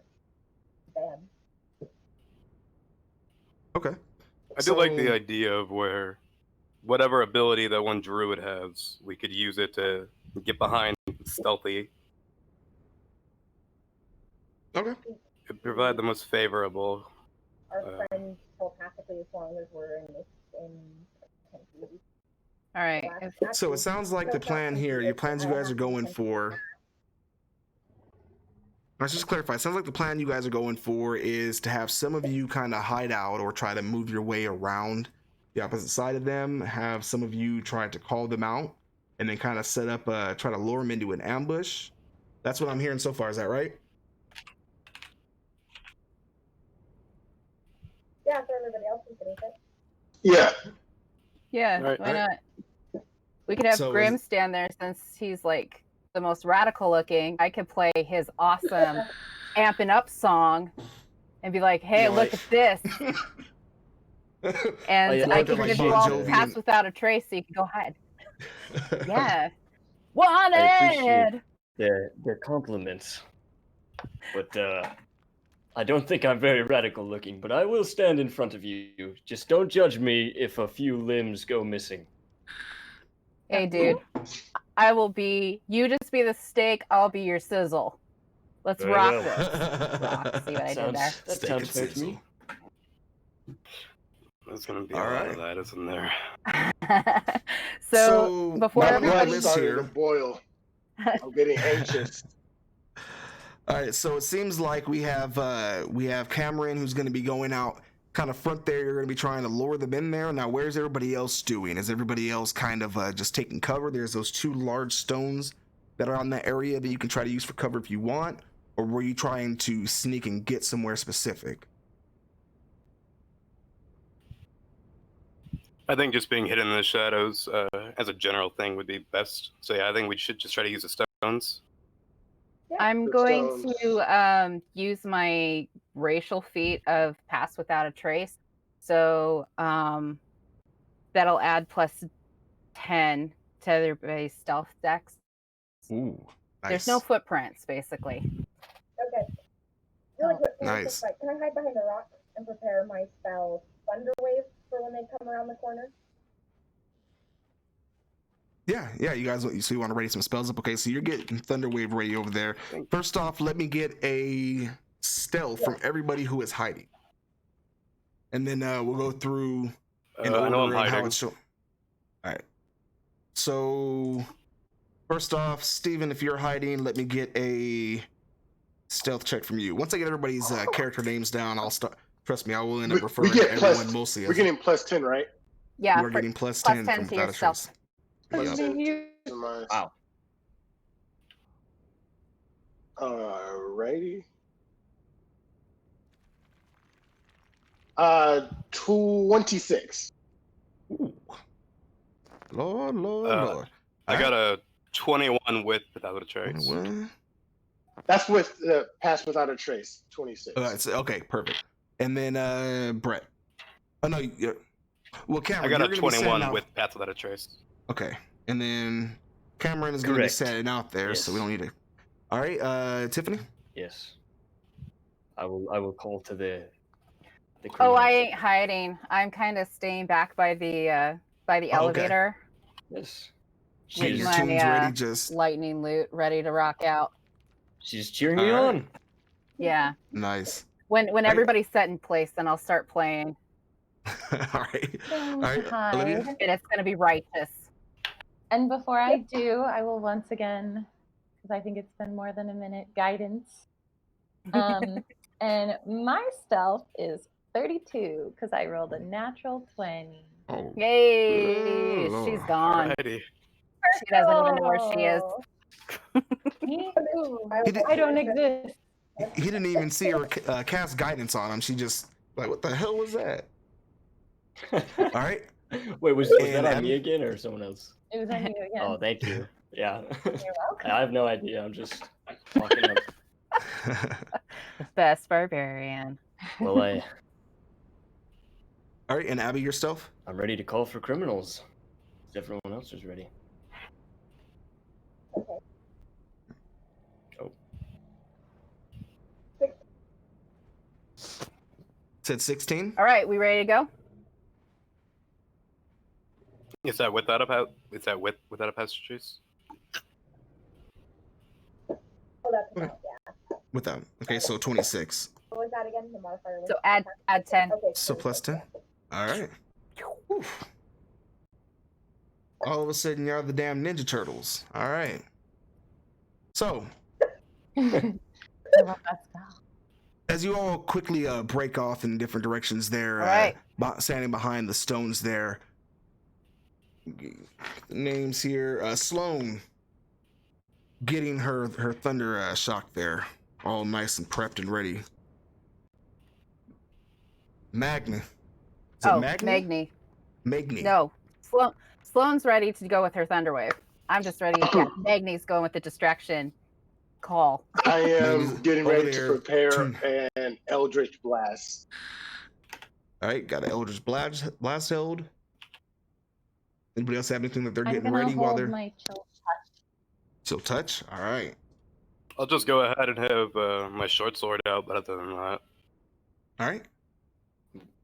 And so that puts it over to Grim standing out there. Everyone's kind of vanished, all except for Magni behind him there, who's over there getting her instrument ready, tuning in and everything.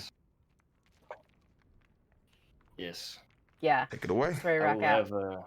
I'll have the old great axe, one arm over the shoulder, and I will say, "Dear criminals and vagabonds, your freedom awaits." And it is loud. And it reverberates because the quarry has awesome acoustics. And it is ringing through the area as you start That's jamming it the out goal there. while this is going on. And so, after you shout that out there, it's quiet for a moment. Except for the sound of the electric lute playing behind you, jamming out, sending mad metal riffs all throughout the canyon here that ring out. You're basically standing inside of the subwoofer, and it's hitting hard. Rock and roll. And so, then for a moment, nothing seems to happen. It all seems to hold on, yeah, I think can you guys still hear me? Looks like my stuff is acting funny Yeah, here. you did cut out for a few seconds there, but now you're good. Okay. I think anybody watching there, looks like the image froze there for a minute, but you all seem to still be able to hear me, so we're just gonna keep on rolling. Oh, there it goes. It's a nice. All right. So for a moment, it seems like you almost start to think that you're not going to get a response as nothing seems to happen. And then not long after that, you start hearing the sounds of footprints kind of echoing up the dark section going in the middle between these two pillars here. Soon after, you see it as standing above on the left pillar, two men, leather armor, clearly those of the more bandit-like variety, stand up holding two crossbows. One stands up on the right pillar as well. Coming down the center there, you see two men standing side by side. They look rather similar. It's pretty easy to guess that they look like they're related in some manners. One of them's carrying just a scimitar with an odd kind of jewel at the hilt, which is a little bit longer than most hilts you might see on a weapon of that sort. The other one walks up carrying a rapier in one hand and a short sword in the other. Two more men standing behind them carrying whips.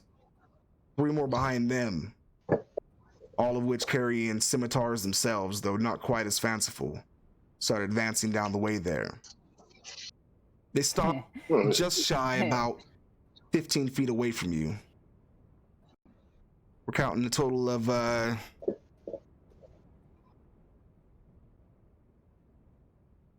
should be a total of 10 of these guys all together standing about. They look out at you. The one carrying the rapier and the short sword, the dual wielder, steps forward a bit, just ahead, still a good 15 feet off ahead of you there. And he shouts, "Just let us go. You can just put your weapons down and just let us by. We've done our time. We're tired of it here. Just let us go. We don't have to do this, but we'll kill you if we must."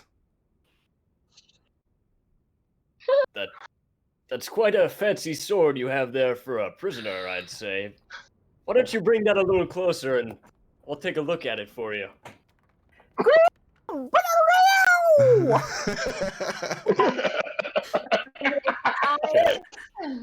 I am not holding, and I'll slam it into the ground and cast Thunderwave. You said there's one on the top of the pillar with the crossbow. So off to the on the left pillar, you have two of them with crossbows above. On the right one, you have one standing there with a crossbow. How close are the two? With the Well, wait, what's the vision like down here? Because it's night. So it's still it's still pretty visible. It's not quite dim lighting or anything because the moon hitting the dust in the air from the quarry is providing, kind of reflecting and providing a lot of extra light for you to see by. There are torches here or there. A lot of them aren't even lit though, but you can still see, pretty clearly ahead of you, except for in the deepest shadows. Okay. All right, and Abby, did you say that you unleashed Thunderwave? I'm gonna unleash Thunderwave in the center of them. There we go. I'm All right, so going to unleash. I guess when she does that, I'll pull out. I'm sorry. Look at the put my weapon down, slam to the ground, Thunderwave. Yeah, when she does that, when I see her do that, I want to unleash Eldritch Blast on the two, on the left pillar, seeing if I can hit one and cause them both to fall down. all right, so hold off there. Let's everybody go ahead and give me that initiative. It's what I live for. Yeah. And this is all when I release that power note. I will also go into rage. How's my initiative? All right, and you're hitting the rage in that moment. Oh, Perfect. man. Okay. All right. Yeah, going into it. Yeah. So taking that, so I'll let you go ahead and get your rage off. Considering that you are front and center, though, you're not going to get the surprise round that they are. since they are popping out and you That's are like fine. right in their Yep. face. But you can go and get your rage there. All right. So has everybody rolled initiative? Yes. Well, I don't want to speak for everyone. I'm sorry. I did. I wish I hadn't, but yes. All right. So starting off, does anybody have 16 and above? Yes. I have 16. Yes. 16 as well. I have 18. 16, Yeah, go 18. team. All right, 19. so we got a 19. All right, so it sounds like Manessa is first, and then who had the 18? That was I had the 18. all right. So Nader is next, and then Grim and Mercer. You both tied. Who had what's your guys' dexterity? He's beat me probably. More than likely. My dexterity is 16. Yeah, mine's 14. Okay. Oh. Oh, that's your saving throw. I was like, oh, you have +5. All right, so that's gonna put Mercer and then Grim. All right, and then these guys here. All right, and then who had 10 to 15?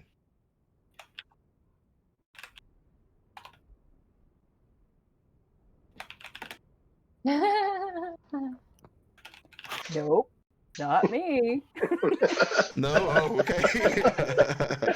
All Might have right. to go a little lower. All right, and then who had Too close to getting sick. 5 to 10? Oh, hey, yeah. I had a 7. A 7, and what'd you have there, Abby? That's with my modifier though, so I'd probably be last. Wait, I'm sorry, I didn't quite catch that. Say it one more time. A 7. 7? Oh. All right, so 2 7s, which... Guys. And he's looking at +3 versus plus. All right, so it's gonna be Magni and then Sloan, and then this fella's there. All right. So first up on the surprise round here is going to be Manessa or Nessa. You have first move there. So who are you aiming for, and what are you doing? Well, I have a question because I was holding chill touch before we started. Did that go off before? Well, if you're setting it off, then it would be for the first the surprise round. So if you're using that, you can go ahead and let that loose now if you want, or you can use something else if you want to change your attack. Okay. Then I will actually will stick with chill touch, and I'm going to hit the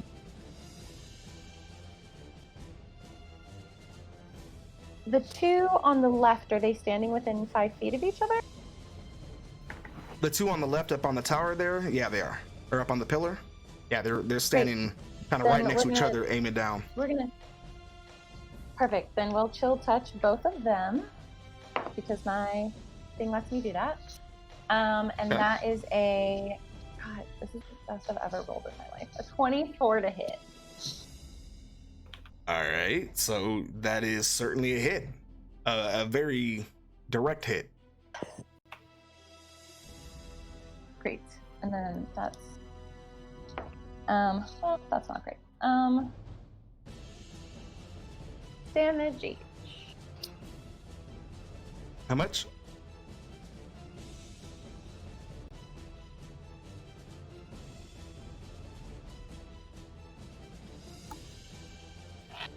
All right, I'm sorry, how much was the I'm damage? going to stay put.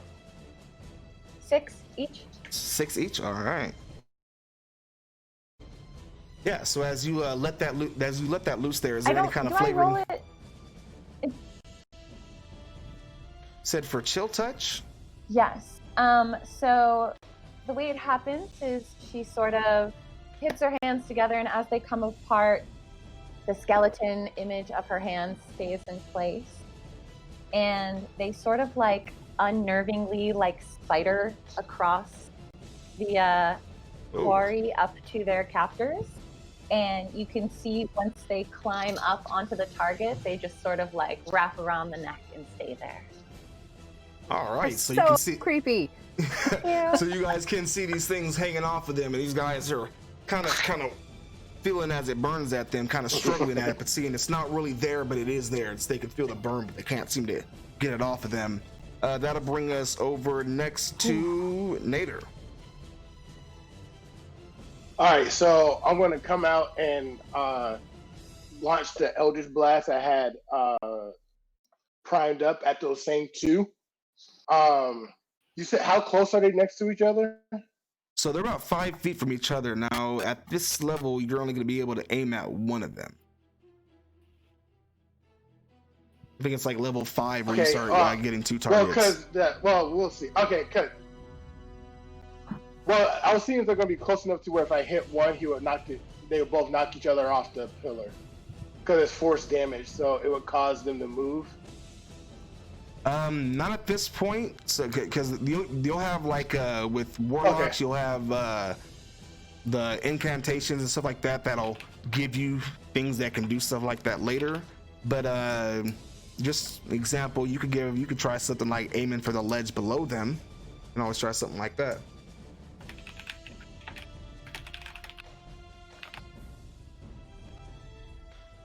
Stable is this rock? Actually, no time. I want to go to the one on the right that's by himself. Hanging down. Go for it. Shoot.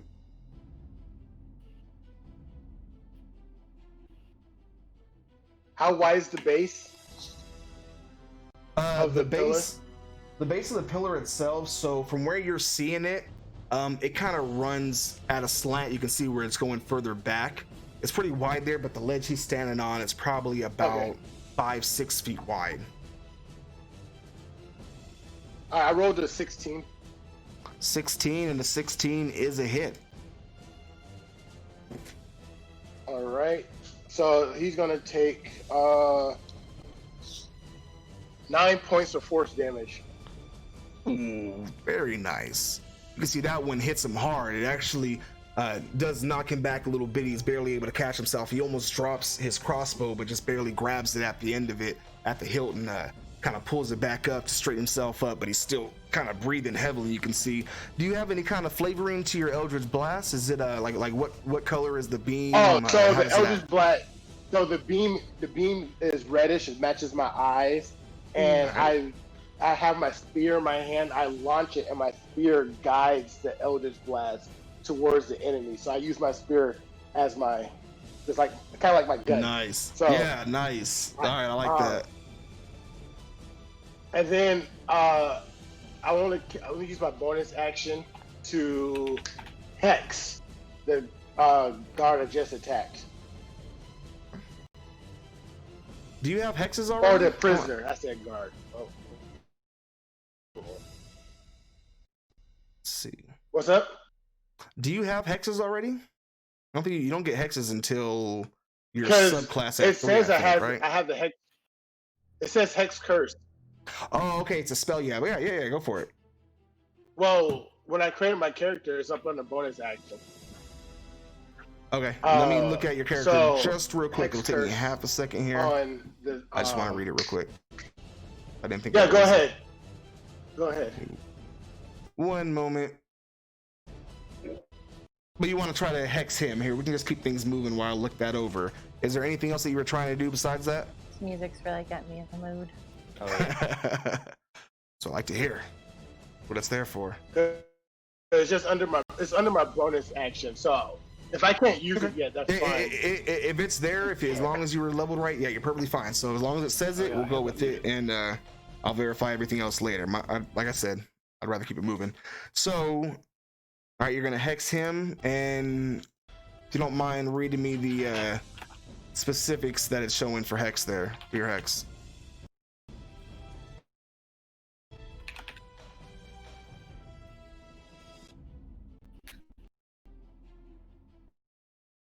Actually, hold on, cause I don't want to cheat this. How far away is that guy on the pillar from me? From where you are standing, Has a he's range of gonna 120 be. feet. Oh, yeah, you're perfectly fine. Has a range of 30. So if he's So he not would within be 30. Yeah, he would be approximately about 25 feet from where you're standing. Non-Euclidean, so we don't need to add in height or anything like that. Then, yeah, I want to put the hex on him. All right, cool. So he's got the hex, and again, what's the specifics of hex there?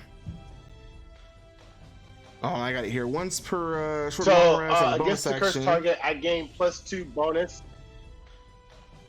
I gain +2 bonus on damage rolls, and then if I hit him with a critical on a 19 or 20, I'll get 3 HP back if he dies. And you want to put that on the guy that you already hit? Yeah. Okay. All right. So he is hexed. If there's not anything else to do there, then that'll bring us over to Mercer.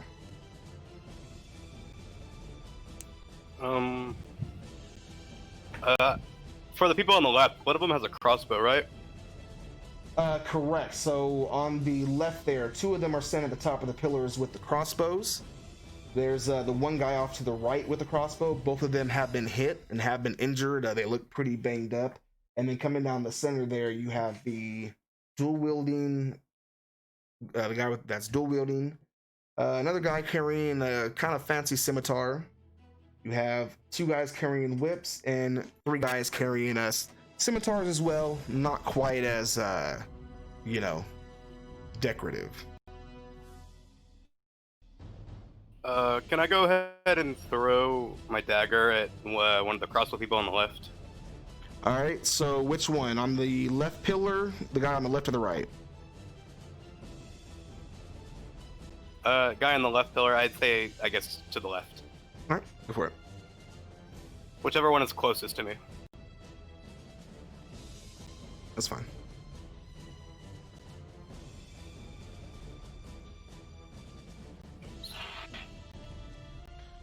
They're within 20 feet of me, right?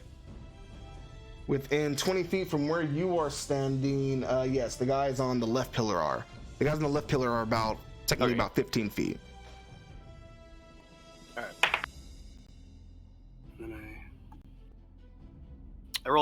I got a 13. What would that hit? 13. So you fire off or you toss off that dagger there. It twirls up. It looks like it's almost gonna miss, but just barely kind of catches and clips off the right side of his shoulder there. Go ahead and roll your damage for me. Oh, sick. So that would be... I'd get sneak attack damage on that, right?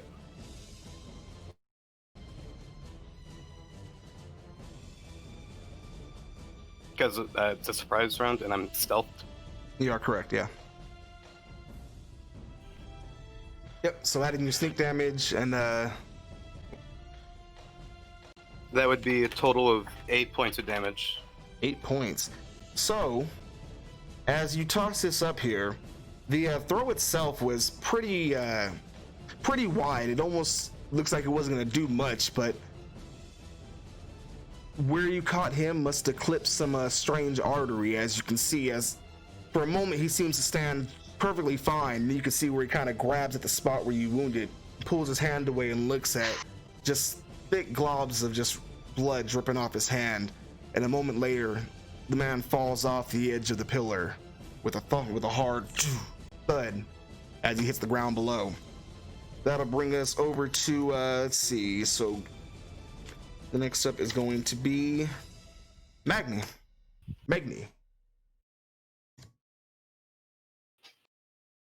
Right. So continuing. Has Grim moved forward at all? Yeah, I'm sorry. Actually, it just occurred to me because you were not hiding as well. You are standing out there playing your guitar. So No, I don't get a surprise round. Yeah, you're not in the surprise on that one. So that'll bring us over I'm to still Sloan. just playing, rocking. Just over there jamming Yeah, out. And it, I'm it rocking sounds out. amazing. Feeling that rage. All right. So Sloan, that's going to be up to you.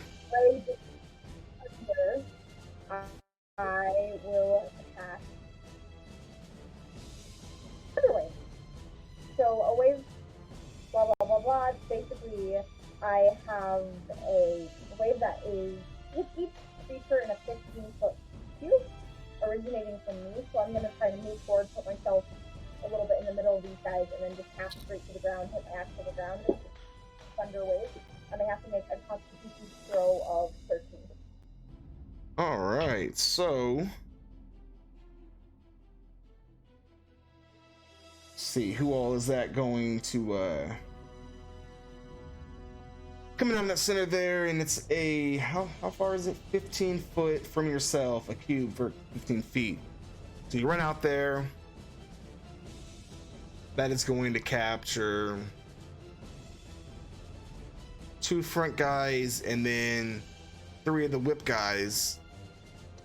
And if you're right there, it's also going to get the 2 guys remaining up on the tops of the pillars there. So let's get some, you said, and that's Constitution save. And what's your spell save? 13. 13? All right, so going for, first off, all right, 1 makes it. 1 fails. These are the guys up top. Let's see. The guy carrying the nice scimitar fails. The guy dual wielding makes it. Then what was it? 2 whip guys in the back there. It's a fail and an absolute fail. So everybody fails except for the dual wielder and one of the guys up top. So go ahead and let's see that damage. If I say that they only take half as much damage, so they still take damage. Oh. That would be 9 damage, and then also those who fail to save are pushed 10 feet away. All right, so 9, half that on some of them.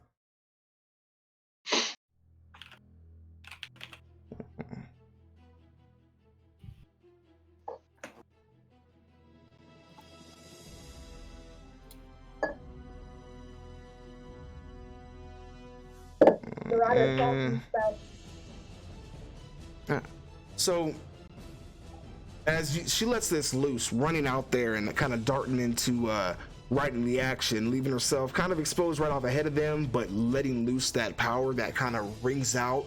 You can hear it amplified. It almost sounds like as Megni was sitting back there jamming, somebody decided to come in with the drums and just started turned this into a freaking Slayer concert.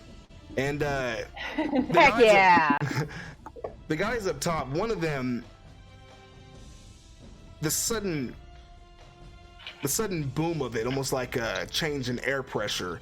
You see him grab at his ears, which you can see just barely through his palms start to leak red a little bit as he falls down, seeming to hemorrhage out. The one off to on the right pillar, as that hits him, it sends him flying 10 feet off of the ledge there, also falling, plummeting down with another heavy thud of leather on stone. Off ahead of you, you see 2 of the whip guys and the one carrying the fancy scimitar. As the wave hits them, it tosses them back. The men behind them stop them from falling over entirely, but they bang against each other and kind of pushes them all back a couple of feet there. The one with the scimitar, with the dual wielding, he's the only one who seems to have braced himself and taken the blunt of it. It definitely, you can see where it threw his hair back, his eyes winced in as the force of it hit him. But when everything settled and the echo finally stopped ringing in all of your ears, he was still standing there, stern and looking a little more than agitated. Which, is there anything else that you have to do there, Sloan? I'm gonna look at everyone and I go, I think we should maybe be a little bit concerned about him. And I just I'm gonna end my turn. All right, so that brings us back around to the top of the round, starting off with Nessa. Now, just to clarify everything there, so the guys up top there, all of the archers are gone. You still have everybody off ahead of you down in the center between the 2 pillars. are still standing, though a couple of them are rather banged up and, you know, look nice and bludgeoned. But the dual wielder still stands out front, gripping his weapons tight and ready to go. I will I'll step out of the shadows, put down my morning star I've been dragging along with me, and I will cast Guiding Bolt at the dual wielder. All right. And that is, I believe, I get to attack again. Oh, Does it, or is guiding? Guiding Bolt, yeah, it's a hit. All right, for guiding bolt, that's what you're firing off with there? It's 17. 17 is a hit. Great. We're going to get some more dice. More dice, uh-oh. Yeah. Oh, This is that's right. Ooh, this is my that's big that, boy, so we're just gonna do yeah. it now. That is 5, 8, 11, 13. 15 points of damage with my 4d6. All right, well. Oh. So. And her guiding bolt is going to look sort of going to put her hands out, and it looks like it should be moving really fast, but it almost isn't. It's kind of like a weird visual effect, and it looks sort of like a negative. So the actual beam itself is black, but the glow around it is like a very bright white. Okay, nice. So as you let loose that power there, right there, this dual wielder who had just taken, you know, he was the closest one to Sloan as she went over there and unleashed that power, yet he was the only one to really take the full brunt of it. But as the bolt that you unleash rushes over, that kind of almost trippy loss in time, almost a Doppler effect of not quite knowing when it's coming or going as it goes over and strikes him. When it does, it seems to tear straight through his armor and inside, and he stops for a moment. The last thing you see is kind of a puff of smoke come out as he just collapses to the ground and falls over dead. Oh, wow. All right. Is it? I'm so disturbed at how happy you are. It's like, yay! Ironically, she looked the most apprehensive about going down here and murdering these people before. All right. Any bonus actions? Anything else you want to try there? I am just gonna pick up my giant morning star and watch what happens next. All right. Gleefully over there carrying a weapon, probably 2 sizes too large. Like, I did it. All right. And that'll bring us over to Nader. How do you treat talking to the enemy? Would that be an action? Would you consider that an action? It's really going to depend on. So the way I see it is that talking is. So any action, any turn you have is a 6-second window. So if you spend 6 seconds talking and kind of waiting for any kind of a acknowledgement from the enemy or anything like that, then you're essentially using your turn. Okay, how many? There's like what? You 5 can talk more? while you do stuff. If you want to do something, and you're like, all right, well, as I'm running at him, I'm yelling at him. You look like a Squirtle. Right, so I want to walk up next to Grim and stand side by side with him while I unleash Toll of the Dead on one of the whip men, and then telling them all at the same time to drop their weapons. Oh, so damn. The next attack has advantage after guiding bolt. oh yeah, Oh, the next right. attack roll actually, so it doesn't go away. Well, So one of the he's a the corpse women. on the ground, so I don't think you need advantage on that one. If you guys want to go and kick his No, body, feel no. free. Like, But he has a brother, right? He had someone that looked like his brother, right? yeah, the one carrying the scimitar there. You still have him as well as two men with or no, at this point, yeah, two guys with It whips. should be. So I want to aim my Toll of the Dead on the one with the little fancy scimitar while telling the other two to drop their weapons. So he has to make a wisdom saving throw. All right, what's your spell save? I have that right here. Spell save is 12. All right. Mine's 12. And he just makes that 12 there. He makes So it. he makes a save. Toll of the Dead. I don't think do they take half damage on that Okay. one? I don't think so. No, they don't. They don't take any damage. Okay. All right. Do you have any other bonus But could I actions you do want to go like could? for? Oh, and you were trying I to think- call out and kind of be intimidating I at the was same telling them time. to tell. Yeah, tell them to drop their weapons. So go ahead and give me intimidation. Give me an intimidation roll if you want. Intimidation check. Mm-hmm. Alrighty, this is what I'm proficient in intimidation. So, oh shoot, hold on. It might have been more effective if the Toll of the Dead had worked. Yeah. But we'll see. Yes, it's on 16. 16. So they all look kind of at each other with glance eyes for just a moment. You see him look at you, kind of just dig their feet in and start taking steps forward, still gripping their weapons. Okay. That'll bring us over to Mercer. Can I shout at the group and say, the one with the scimitar is mine, and just charge at him? Okay, you want to go straight for him? All right, go for it. Yeah? Yeah, feel free. Gotta play the character. Alright, yeah, I'm just gonna... I would be able to make it without dashing, right? Yes, he is the forwardmost one here, and from where you were standing, he is about, at this point, 15, no, he got knocked back a little bit, he's 20 feet. Alright, yeah, I'll still do it. I'll just hit him with my short sword. Alright, go for it, give me a swing. Add 5. That's another 13.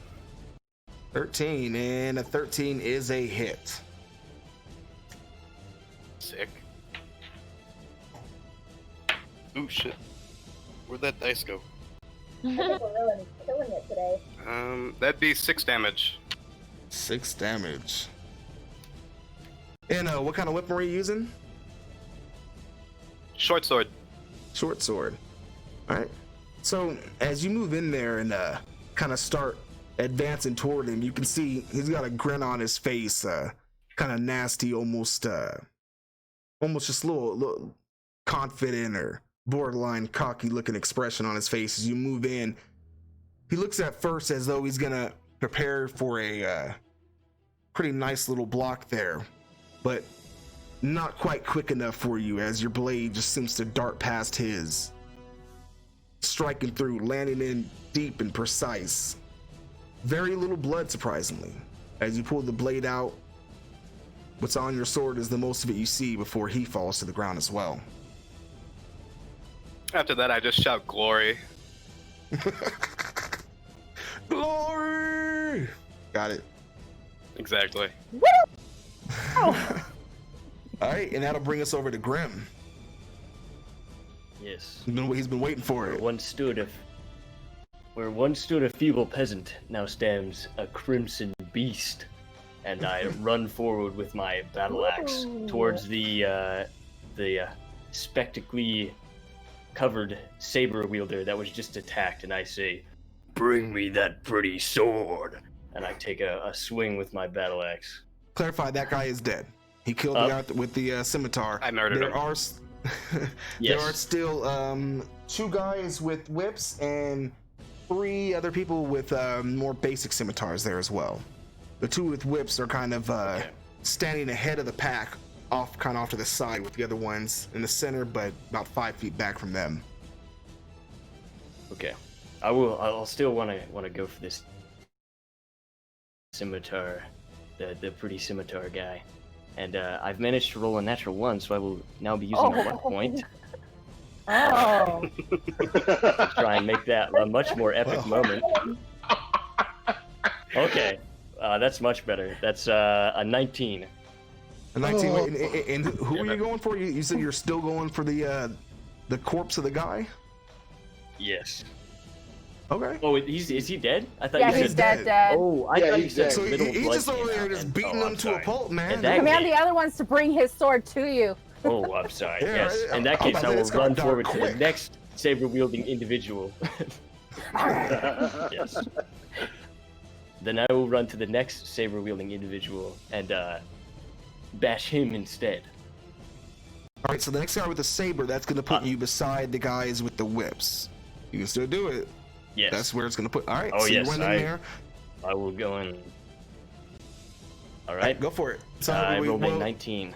Not a problem. So you rolled a 19 there and go in and slashing at the one of the gentlemen there who seems to, well, I would say gentleman, but who seems to be caught off guard. It looks like you can see coming in his expression there as you come darting towards the whip guy being the clearest opponent. The shocked look on his face as you come darting towards him instead is nothing short of humorous. Let me go ahead and get your damage. Oh boy, that is a 15. Ooh. 15. All right. Brett, I apologize. I did not realize you killed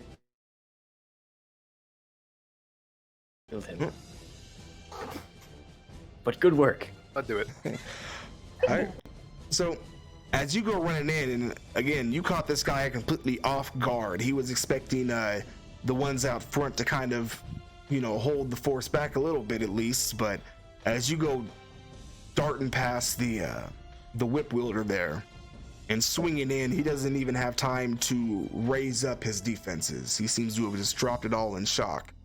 As you swing through and let's say gave him a bit of a closer shave than he would have liked. As his head goes rolling off his shoulders, and one moment it's there, the next it falls into a shadow, just out of sight. As And his body is falling, I grab it and just take a big old bite out of it. Okay. Okay. All right. Well, As he does that, can I look at him in disgust? you absolutely. Vanessa looks a little sick. Yeah. Right. Like, okay. I'm not eating anything he cooks. All right. Well, with the other cripple already dead, that's going to bring us over to Legme. All right. How many guys do we have left? Currently, right now, you guys are down to, let's see, got out. That dude, that guy's gone. There are 2 whip wielders, and then there are 2 carrying the regular scimitars. All right. Where are they in proximity to where Grim is at? So from where Grim is at, Grim is essentially he's standing there with one off to his one of the whip wielders off just to his left, 5 feet there. The remains of one of the scimitar guys on the floor to right ahead of him. Off to his right, about 10 feet, is another whip wielder, and then about 10 feet back from them, you have 2 more scimitar wielders. All right. Using Bardic Inspiration is not considered using a spell, correct? No, it's just a bonus action, I think, or is an action. It's just a thing. Okay, cool. Yeah. Well, it is a bonus action, but I just wasn't sure if I could cast Yeah, it. no, that's your feat, you're fine. Okay, cool. So first of all, I am going to continuing to play my righteous guitar riffs, I'm going to play Sloane's theme, which again just kind of gets that. It's real bassy, but it's got like a lilt of nature in it. It's like, Getting a her little song, funky, so she's little inspired. Red Hot Chili Peppers in it. Yeah, just right in there. Oh yes. Dun, dun, dun. Yeah. So Sloane is inspired, which means she has 1d6. For the next 10 minutes, creature can add 1 ability check, attack roll, or saving throw. And you can use it after you roll, but before seeing the outcome. Alright. And then I would like to move to angle myself to kind of the side of Grim, so I can angle that thunder wave right through, trying to collect as many of the guys in it as I possibly can. All right. So from there, But if you missing were Grim. to go in, yeah. So the widest area that you would have that you could see there, if you step basically right behind Grim, then you would have a clear shot covering the 2 scimitar guys in the back and the 1 whip wielder still off to the right. It would not hit the whip wielder just beside Grim to his left. All right. All right. And was that thunder So wave again, or thunder slamming clap? that power note. Thunder wave. Thunder wave. All right. So 15-foot cube. So Yeah, thunder clap Constitution. gets everybody, and I don't think we're ready for that yet. Okay, actually, so in that case, actually, it's a Q. For some reason, I was thinking cone. So in that case, it is going to get the guy off to the left. All of them are going to have to make their saves. Oh, okay. Let's see who can do it, if anybody. Con save's 12. 12. All right. Whip guy off the left fails. The scimitar guy in the back, number 1 fails. Number 2 fails. And off to the right, and he fails. Every last one of them. Yeah. We're rocking this.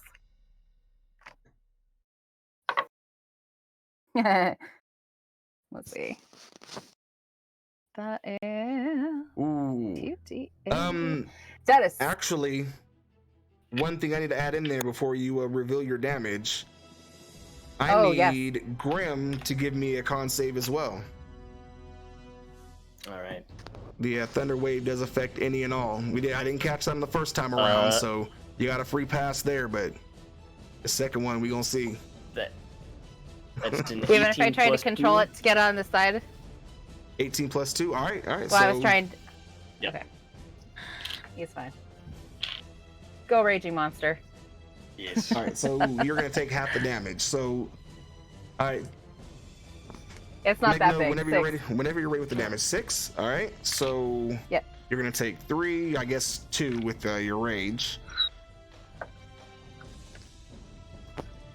Both the whip what kind of guys are damage is down. It's like force damage, right? It is, yeah, thunder damage. Okay, then I still take full damage from that. Oh, No. I won't get away We with revealed that a weakness. Sorry. all right. So Just a all flesh that leaves at this point. And those 3 guys push back. Well, the only 2 who are still standing at this point are the 2 scimitar guys in the back, who they did get tossed and thrown back the 10 feet there, as they kind of tumble and barely able to recover and keep from falling over prone entirely. One of them actually goes heels over head and rolls backwards, but barely catches himself. Does almost an accidental backflip. At this point, a lot of their armor is hanging off. It's just almost shredded off entirely. Remember the old what was that old commercial with the guy who sat in front of the big speaker? Something to that effect. And yeah, I'm ready to play. yeah, there you go, that one too.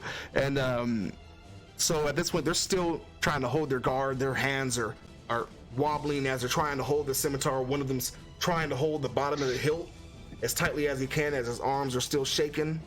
And that'll bring us over to Sloane. As I say that, can I say, don't kill them, no reason to reduce a sentence? Oh, Did none of them attack us? none of them got a chance to. You guys have wiped them Well, pretty to clearly. be You guys, fair, we definitely jumped on them as soon as they appeared in the open. I tried to get them to put their weapons down, but apparently they didn't want to look. I didn't intimidate them enough, so this is on them at this point. they just want to go Yeah, but we home more or and- less are sure of victory at this point. No reason to let these murderers not suffer. So, what's the status? How far away is everything? Everybody from me? So at this point, from where you were standing there, the last two scimitar guys. Let's see, you were standing just behind Grim. They were 10 feet off ahead of Grim, so they are 15 feet off from you. Actually, no, they are 25 feet because they got pushed back an additional 10 feet. So they're 25 feet ahead. You can reach them with a single movement. At that point, Stonewall does make the attempt to kind of shout out, don't kill them. He has time to kind of shout that out to you real quick, but it is your turn, and it is kind of up to you. These two are very badly wounded. See, one of them has a pretty nasty cut over his eyebrow, bleeding rather profusely. Stonewall said, "Don't kill them."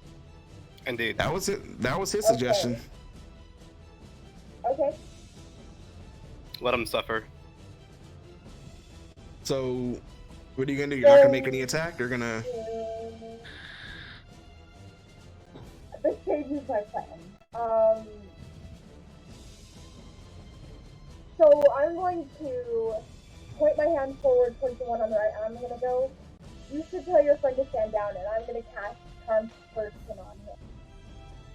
Which I can cast at someone within 30 feet, and they have to make a wisdom saving throw of 13.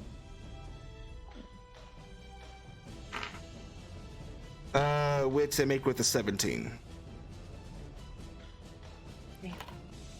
So, at the suggestion there, blade still wobbling in his hand. You see for a moment it just run through his brain there, almost considering backing down, but seems to hold sturdy and dig his feet in a little bit deeper, and just in that moment responds, "I'd rather die than go back to the cage." And do you have any kind of bonus action there?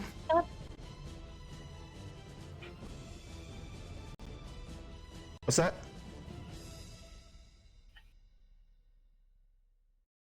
Is that it? All right. So at this point, these two do finally get the opportunity to at least let y'all know they were there. That's a low roll. So This got one of the bandits there, one of the scimitar wielders, goes moving in first, going directly over for Grim. Yes. And with a 8 is gonna miss you pretty widely. The other one goes in. This one also swinging in on Grim, and with a 7 also misses pretty badly. At this point, when they're swinging their blades, they almost seem barely able to lift them over their shoulders. They're coming in less of a full swing, more of a kind of, just kind of trying to use what little momentum they can build up at you, but you just kind of, very little effort, step out of the way as they breeze past. That'll bring us back over to the top of the round there with Nessa.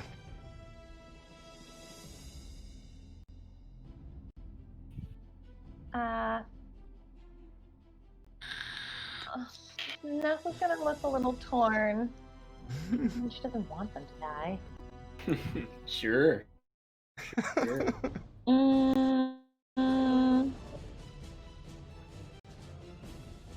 She's gonna chill touch on. Are they standing within 5 feet of each other? They are. Well, at this point, they both moved in and took a swing at Grim there, so they are both right next to each other. Great. Then she is going to Chill touch the both of them. All right, go for it. Oh, I rolled that. Oh. 16? What was that? 16? 16 hits. 6. Okay. Yep. That's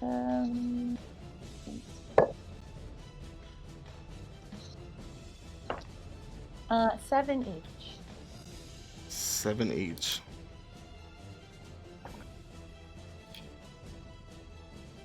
So, as you let Same thing. loose this, Spidery, wet, spider hand.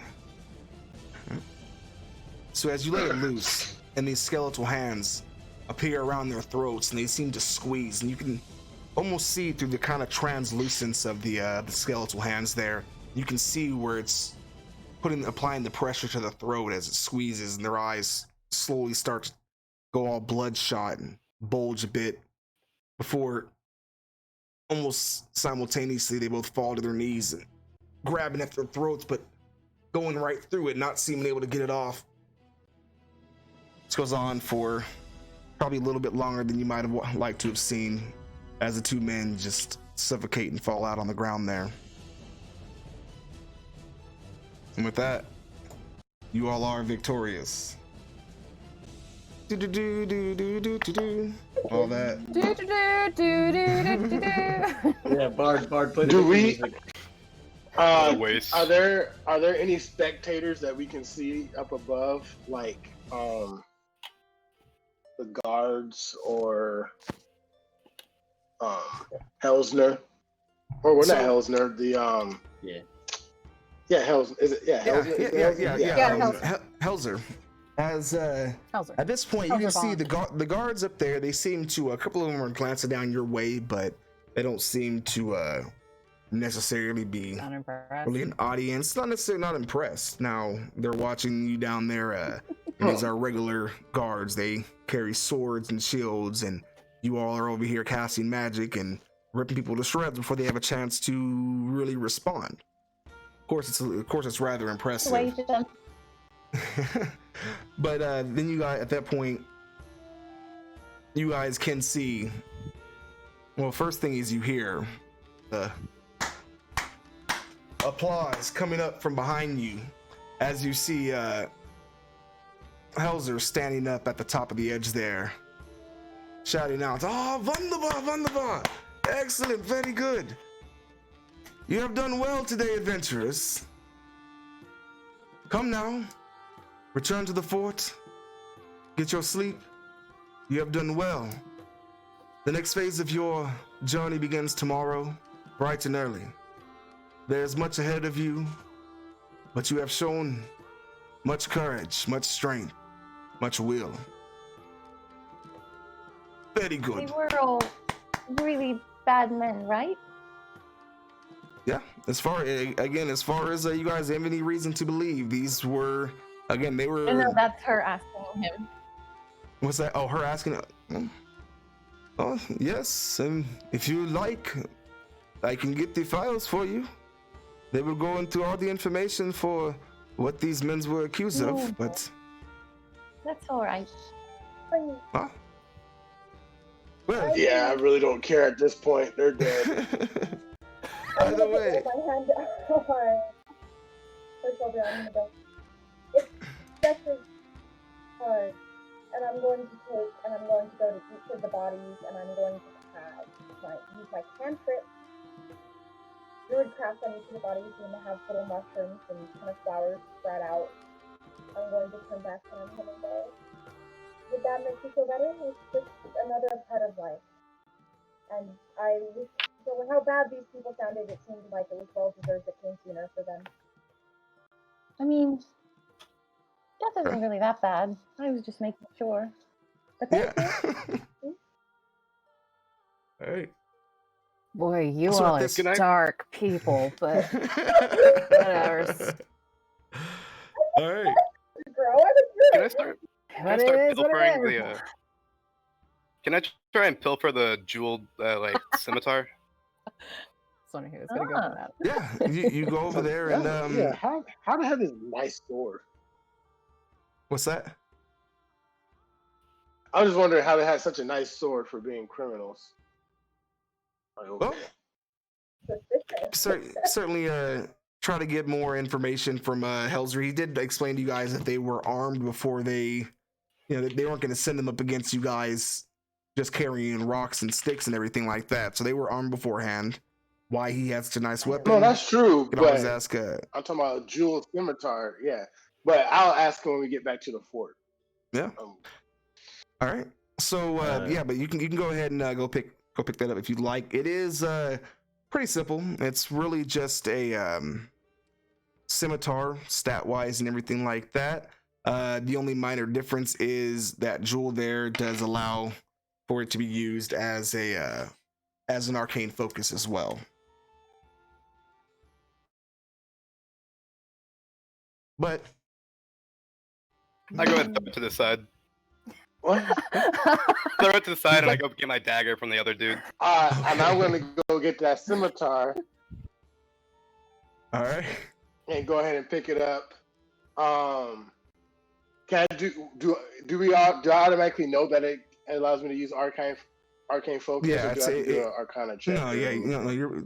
It's very very kind of obvious the type of type of gem that's at the end there is exactly what someone would use as an arcane focus. Being the spellcaster, you recognize its usefulness immediately. Yeah, but for the most part, then I'm gonna go ahead and put that into my little robe. All right, but for the most part, that is what we have for now. And then my eyes burn. My eyes light up a little bit into like a little bright little fire. I'm excited now for the new little weapon. For sure. Yeah, so you get a little glow there and everything like that from excitement. And so everybody is getting 50 experience from that. You all get 50 XP from the encounter there. Oh, wait, A little something. I don't know how to do that. Yeah, I don't know. If you I were think I to figured look, it out. I did do. if you look under your look under your character name, it'll have like your, race, his class, everything like there, and it has the level and the little bar. Click on that bar there. Yeah. It'll pop out the side, manage experience. It's a bit of a process, but I figured it out. 250 more to go. Yeah, right? That's the spirit. Is there anything noteworthy other than that scimitar that one dude had? Like I want the rapier or whatever it was. The rapier? Yeah, I mean, you can grab any of these weapons if you like, except for that scimitar itself. Everything else is pretty, pretty generic weaponry and everything like that, but you're still more than welcome to grab any of it. There are some crossbow bolts lying about from those fellas as well. If you guys go through it, there's a total of about 35 of those lying about. Anybody needs to add some to their inventory. Then you have I don't suppose they were sending them out with any coin. Oh. Maybe they mined some gold or something of value. Not at this point. We loot the bodies, okay? Yeah. At this point, the only thing you'd find on it. Yeah, the only thing you'd find on any of these guys is the weapons in their hands and the now tattered and torn clothes hanging off their backs. Grim. Happening. Nessa's going to sit down and pull out her little cloth doll that she has. It's going to sort of like sit down on the ground and, I don't know, fiddle with it a bit, waiting for everyone. She starts playing. It's After like grabbing the rapier. It's a very raggedy looking black and grayish cloth doll with little black glass eyes. After I grab the rapier, I'm just gonna go sit back in the elevator, just leaning against the wall. All right. Yeah, so you guys take your time, go through some of the stuff there. Go ahead. Can I sit right next to Nessa so I can kind of grab on the table? I've been meaning to ask, how does a true self end up amongst a group like this? Say one more time. How does a child itself end up here with this kind of group? I don't know. I'm not from around here, and it just seems strange to me that you'd end up in an adventuring academy of all things. Oh, well, I'm very good at killing people. I And don't I'm very As good you've at seen. killing them too. That seems to be the problem, because where I'm from, that wasn't typically a good. I've been through some stuff too, and I guess, talk to me, and I kind of tap her doll and do a little bit of a flower crown with my cantrip. She grabs it back very quickly. Druidic. Oh, sorry, I was just. No one's supposed to touch Toya. I'm sorry. Okay. She tucks it away. Gets back on the elevator. I fall back onto the elevator. All I'm right. back on the elevator. Grim continues eating the closest man that fell to him until his rage ends, in which he promptly walks off to the side and vomits. All right. All right. So Can I? Magni's just gonna kind of watch him a little bit. Like, hey, you doing okay there? You full? You could say that. It's a nasty side effect of the issue I have. It's been a real problem. Sure. All right. Well, I'm gonna head on out. Maybe you want to join us? What? And then the she walks away. nature of this issue is? It just seems a little strange to me. Oh, is this not normal? Oh, No, I wouldn't say it's talking to normal. people. I haven't been around people much till now, but that doesn't seem normal to me. I can confirm, not normal, but who am I to judge, I suppose. Okay. Learning all kinds of Well, things today. I mean, if it's not an issue for you all, I'd sure come along. all right. I'm good with it. I know you're not gonna eat me. You won't No exactly. problem. Amazing. You won't make friends with me by doing it, but I'm not going to stop you. You'll make friends with me. Very well. I like that Child. one. Yeah. If I could stop it, I would have by now. But could you have beef jerky instead of just doing that, or I'm just have a little pouch at your side? I'm Would sure you I like would love it? beef jerky. Would you like it cooked as I show flames on my finger? I do suppose it's another form of nature. Just nature taking its course. I mean, predators eating the things they kill. So something That's like what it's- that, I think. That's one way to look at it for sure. Top of the food chain, I guess. Somebody's got to be there, right? All right. So as everybody makes their way slowly, kind of one by one, following up last there with Grim with the distinct chunks of some human remains still hanging off the edge of his chin there. Before everybody climbs aboard the elevator, I'm assuming probably keeping a couple of feet from Grim if they can. As you guys are slowly hoisted back up, as you can see down your handiwork laid out in the quarry there, the corpses and remains laying all about. As you guys reach the top and start making your way back towards the fort to ready yourself for the next leg of your journey. That's what we'll call it for tonight. Yay. Actually did go on we filled the time. I like that. That went good. I like that. Honestly, I'll reveal just a little bit behind the curtain. I don't do it too much, but you guys just flipped a trap on its head. I expected you all to get ambushed and maybe get a little roughed up there, and you guys completely flipped it. That's very nice. I love to see it. So, I mean, That was fun. I hope everybody. We turned it into the most metal rock concert in the quarry. Yeah. That was pretty awesome. I might draw or animate that. And That was good. I hope That worked out pretty hope y'all well. had fun. I was Hope honestly y'all had a good surprised. time. Actually, no one got hit. I like how the Nobody. characters are kinda No, cool. I was That actually- cool. I was actually hit by a fellow teammate, so Yep. Oh well. Yay! Friendly fire! Yeah, You fucker! Yes, ourselves. Good to know. There's always one I was question when actually- that happens. Did you die though?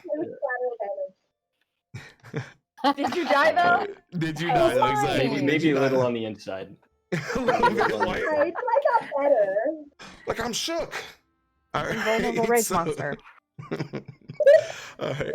So Listen, I hope everybody enjoyed. I hope you guys are interested in the world that we're going to be getting into and everything like that. You know, it'll flesh itself out and everything as things go along. And I can't wait to look through all your guys' backstories and get a really good feel, you know, even a better feel for your characters and see what's going on in their heads and everything. I'm And so excited. really tie it into the world again.